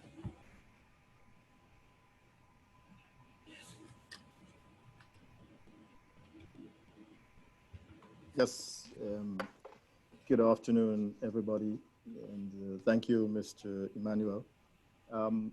My question was simply, Mr. Norbert mentioned in his presentation and kept repeating that the code does contain guidelines. But is it guidelines that the code contains, or are those requirements?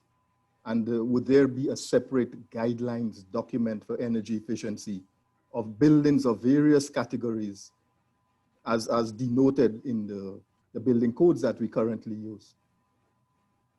As in the case of commercial buildings, residential buildings, institutional buildings, because if we're going to overlay guidelines for, as you mentioned, a hospital on a typical speculative office building, then there are many things that would not overlay accurately. And there's certainly going to be an oversubscription for energy efficiency in one building as opposed to the other. Don't know whether he can clarify that. Yes. Whether the codes have guidelines or they are just specific recommendations or requirements. Yes, thank you very much for the question. And the provisions that are in the code are the requirements, minimum requirements. Okay, so yes, it's not guidelines, they are requirements. So thank you for pointing that out. Within the code, there are requirements for the commercial buildings and residential buildings. And so this by definition covers all buildings within the region.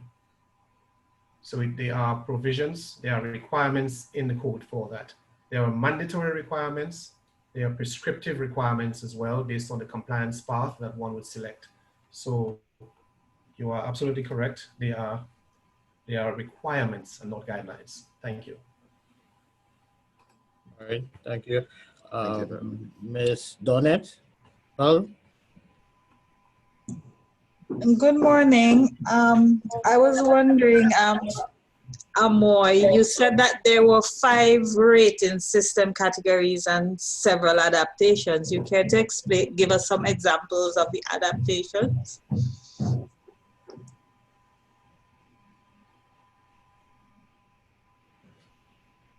Thanks, Donette. Yes, so there are about 21 adaptations. For example, under the LEED BD&C, Building Design and Construction, there is adaptations for schools, retail, for healthcare, data centers.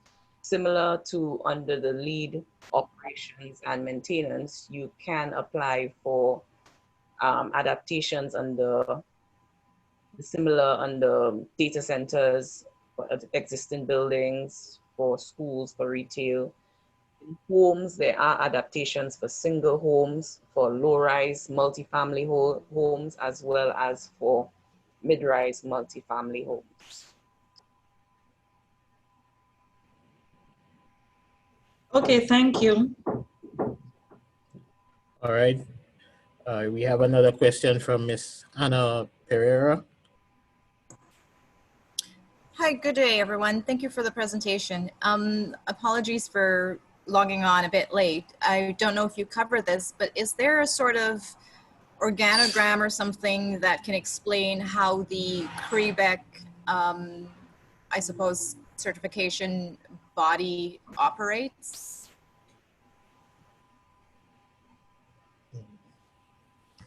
All right, so the CREEBC certification is currently through the ICC, which can certify you as a code enforcement or code compliant officer. What the CREEBC is intended to do in each member state is that it will form part of your building code. All right, now, one of the things we've been at pains to explain is how standards, codes, and relevant local legislation interact with each other. All standards are subservient to existing local legislation. So the code, as part of the local legislation, will have standards incorporated by reference. And through it, you would find a variety of ASTM and other codes incorporated by reference into the Regional Energy Efficiency Building Code. That Energy Efficiency Building Code would be subservient to whatever building code regulations exist in your country. Right? Okay, so, thank you for that. Yes. Okay, thank you. All right, we have another question or comment from Mr. Colin Jenkins. Hi, good morning, everyone. First off, I'd like to acknowledge the hard work that was done by the persons involved. It's clear that they did a lot of work in this. My contribution is really from the point of view of, or I should say recommendation from the point of view of somebody who has researched green building rating systems for years. The concern I have, and it's an energy efficiency code, is that when you look across the globe, the various movements in sustainable development have green rating systems at the core. We have LEED, BREEAM, my colleague Amoy mentioned some of them. But when you look at the Caribbean itself, we do not have a single harmonizing piece of legislation or code or rating system that totally addresses climate change and resilience in and of itself. We have the OECS building code. We now are discussing this energy code. We have various other codes that some persons are aware of and not aware of.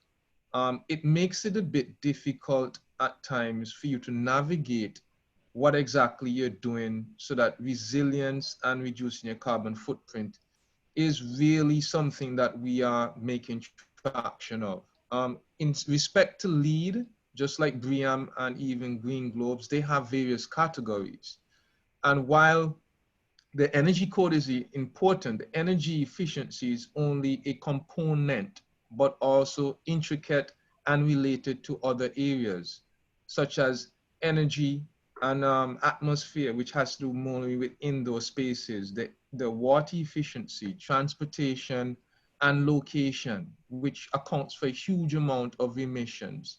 Even things such as the material and the resources, how they're selected, where they come from, and so on. So I guess what I'm really suggesting here, and for consideration, is if it can be considered from that perspective, because in the United States and other places, which uses energy efficiency codes such as ASHRAE, that is only a component of the entire discussion. So they have other metrics and checklists that they use. The persons who are trying to adhere to compliance parts, etc., would have these to look at. So it's a holistic approach, and rather not one where it's very, how should I say, targeted. So you have energy, but are we also looking at the other areas where energy is a part of from a wider perspective of development? So that's really my contribution. Okay. What I would say to that is that this code needs to be used in conjunction with all other systems. What we have found is that the use of the code, while it speaks to mandatory requirements of certain aspects, to this, its use is voluntary to the extent where you wish to, until you wish to declare a certain amount of compliance. And we found it operates in the same manner how standards operate as compared to technical regulations. A standard is voluntary until you wish to claim compliance to it. At that point, it becomes mandatory for you. And at that point, it becomes almost prescriptive for you to adhere to all the requirements of it. But until such time as you make a claim or you wish to move in that direction, it is voluntary. The other aspects of what we would want to highlight is that energy efficiency is not a standalone. This has become critical for us in our region as we pay some of the highest energy costs. But we also want to encourage persons in the question of why move from your traditional to the energy efficiency building code? Because if you are looking at the life cycle cost of that building and the operational cost of that building, these are things that become very important in the context of operating in our region. And we, architects and engineers and building designers should be able to demonstrate to their clients, here, with the use of the code, your energy usage index will be significantly lower, and the operational issues of that building will be able to be optimized in the context of ensuring that you achieve the design intent. Mr. Jenkins, your hand is still up. So I have another question. I'm sorry to come back. This is my last time around. No problem. Here's a challenge with and like I said, the intent is great, but I'm looking at the practical challenges from the perspective of the small and developing states. I'm really hoping that someone from the financial institutions are on this presentation, because from my research, green buildings are 4 to 14% in terms of an additional cost at the startup of the project. Mm-hmm. Now, the average person or the user for these buildings, they think in these terms. Normally, these costs are associated with the professionals, the soft costs, for instance. So if we're not going to have the incentives such as green mortgages or similar sort of tax holidays and rebates or exemptions, people are generally going to be hard pressed to, even though they understand that the long-term benefits are there, they're going to be looking at the output at the start point for what is it that they have to do. Really quickly as well, we had an initiative in Antigua where we wanted to encourage persons to move towards renewable energy via solar. There was a situation of how the metering was done. That initial setup was changed from how it was understood to a different policy because the authorities had a change in objective and people felt hard done by. So there was the kind of level of encouragement that was there changed to somewhat of distrust. So what I'm suggesting here is the practical applications of what we're looking at. If there cannot be buy-in from a financial and incentive standpoint, it's going to be a hard sell for persons because of the upfront requirements that are involved.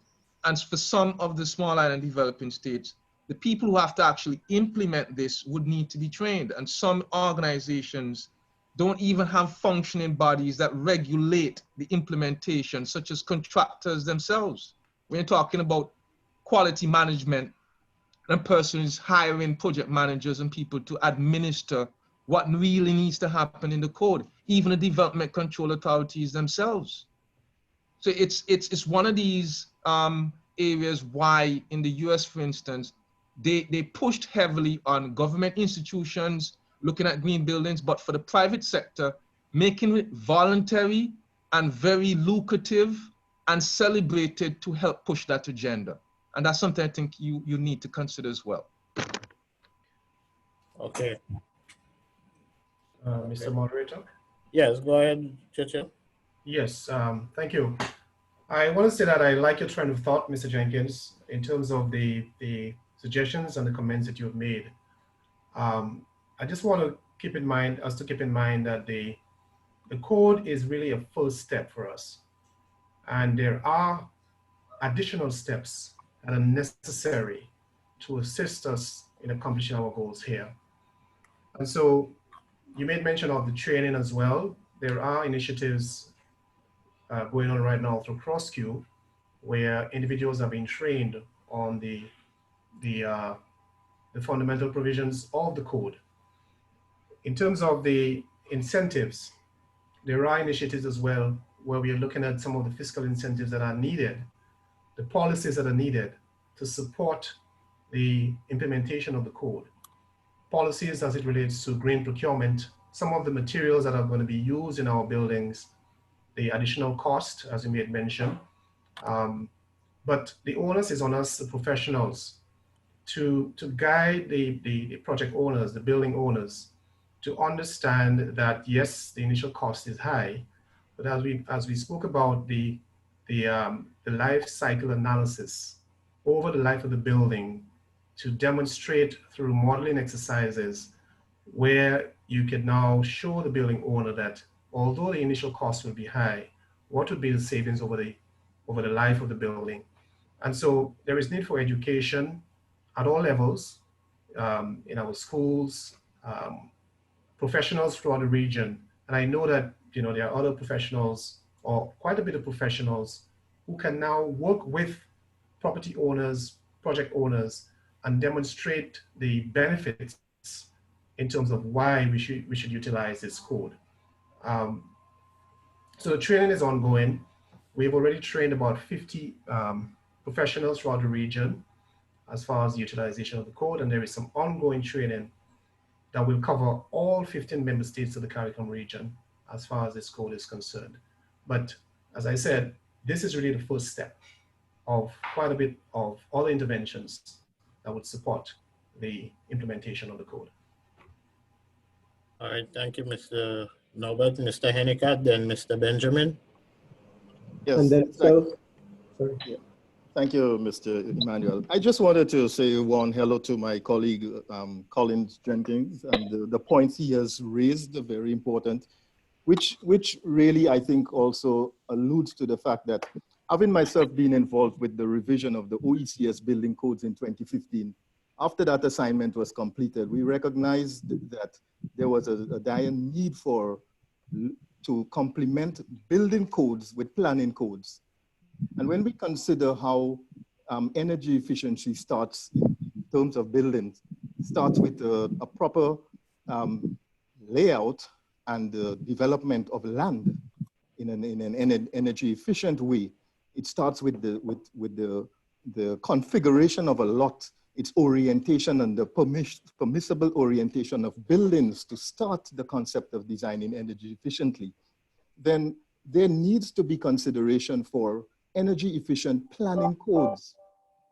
And I think the lack of even planning, building planning development codes and the overlaying of energy efficient codes is going to create a situation where you are going to find that unless it becomes mandatory, persons are not likely to want to be able to pay the thought of land costs, exorbitant land costs, if it is being sold as an energy efficient planning or subdivisional layout.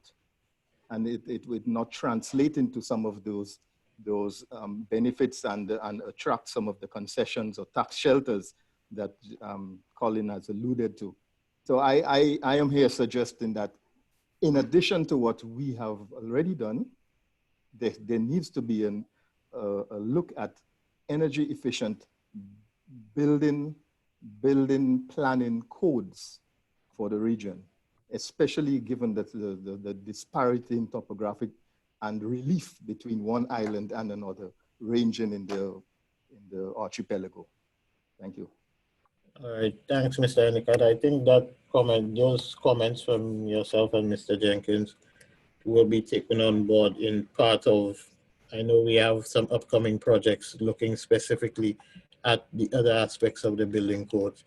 I note in the chat we have the overall issue of good urban design and town planning policies may also become into sharp focus as we move forward with the rollout of these codes. Mr. Benjamin.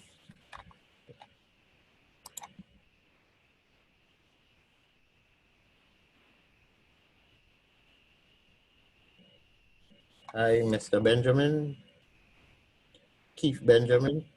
Sorry, I was yeah. The last comments align directly to my query, which is how aligned are the various government planning authorities and basically land and building authority bodies of the island with the adoption and administration of these codes?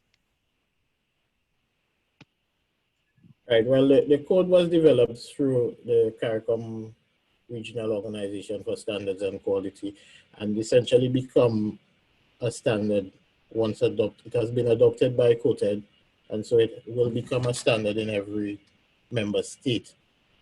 How it is subsumed into the respective member state legislation would normally be through that standards development process, where it becomes a local standard in every member state and is then aggregated to its building code or building legislation or whatever specific legislation which regulates urban planning, whether it be a physical development act or a planning act. And so from that aspect of it, all 15 CARICOM member states have accepted and adopted the code to become a national standard for them.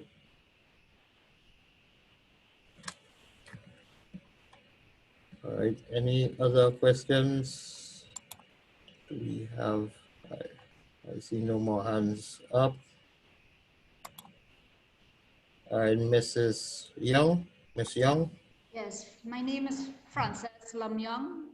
I did work with the Trinidad and Tobago Technical Working Group on this code, and I was very excited to work on it because it was the first time we had a code that was looking at an entire building from a point of view of energy, because typically we start to design our mechanical systems after giving a building. But this code encouraged, grouped the architects and everybody. And what I saw is that we need to get the land developers in place so that we have the layouts of the development oriented to maximize the effect of the energy efficiency. Now, one of the things we have to bear in mind, this code was not applicable to naturally ventilated buildings. We are looking at buildings that would be heated or cooled, sorry. So Mr. Hennecott actually brought up a lot of points I had when I first raised my hand. And that is, but having the energy efficiency building code is definitely a start, and seeing it's a regional code, when we work into Ireland, at least we'll be all familiar with the common objectives that we have. One of the things as you're going through this, in this time of COVID-19, I'm not sure how the airflows and air tightness of buildings will be affected, because I think we'll have to definitely cater increased ventilation for buildings in this time of COVID, because this is the first pandemic that we know of, but I think in future we may be exposed to others. So I think definitely we need to look and see how we need to design our buildings to keep it healthy. Thank you. Okay, thank you. Do we have any other contributions? I don't see any other hands up. Mr. Emmanuel? Yes, go ahead, Mr. Omar. Okay, thanks very much, everybody. Just coming back to Mr. Jenkins' great contribution of how to overcome the capital cost of implementation of the code, especially for homeowners. It's not an easy thing. And this will apply to any building standard. Once you come out with a building standard, there's always a capital cost.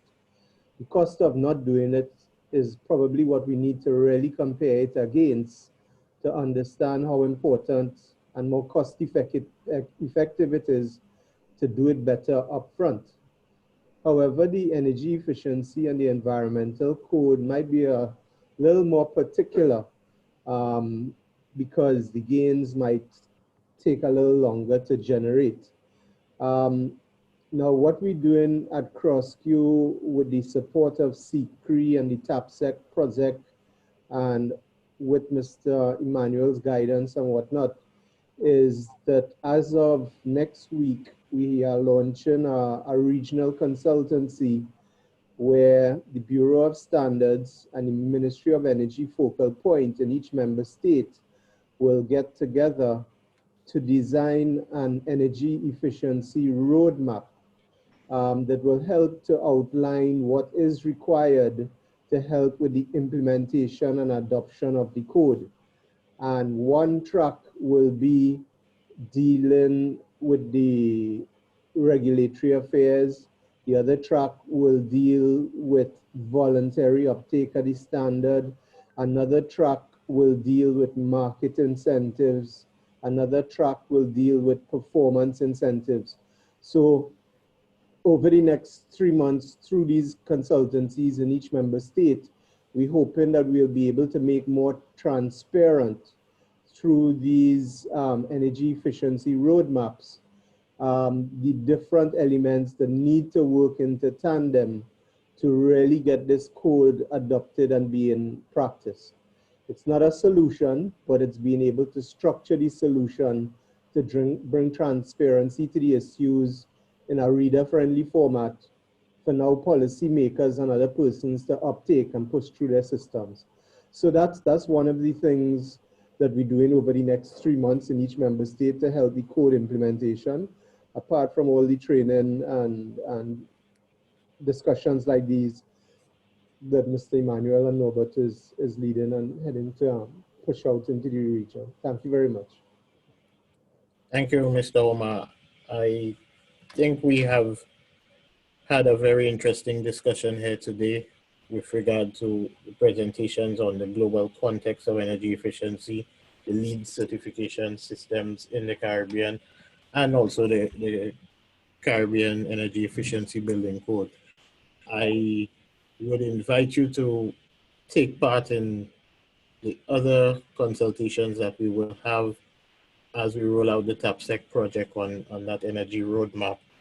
If there are no other questions, because I see no more hands up, I would like to thank everyone for their participation. Thank you to the presenters. Thank you to the participants for some very interesting debate and contributions.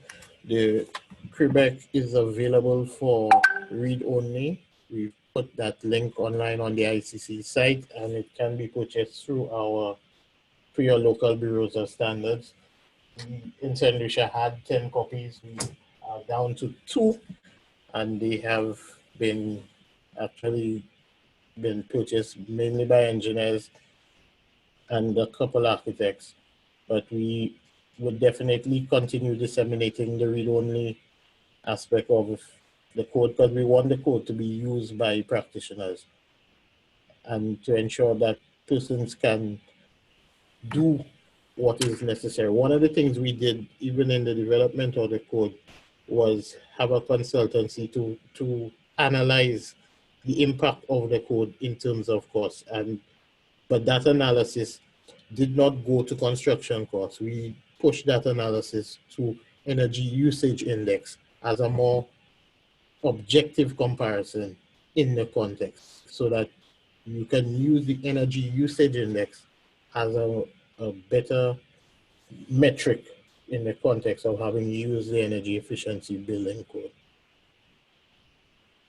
All right. Thank you very much, everyone. Before you finish, Yes, again, can you send me a link on my website to be able to access that code, please? Yes, we will do that. Thank you. Okay. All right. Thank you very much, everyone. All right, thanks to everyone. We may be sending you some links to just help us with planning some of our future sessions. So if you haven't filled out the surveys as yet, we will be contacting you to give us some feedback in terms of what you found useful and what you'd like to hear more about. But thank you all very much for being here. Thank you, everyone.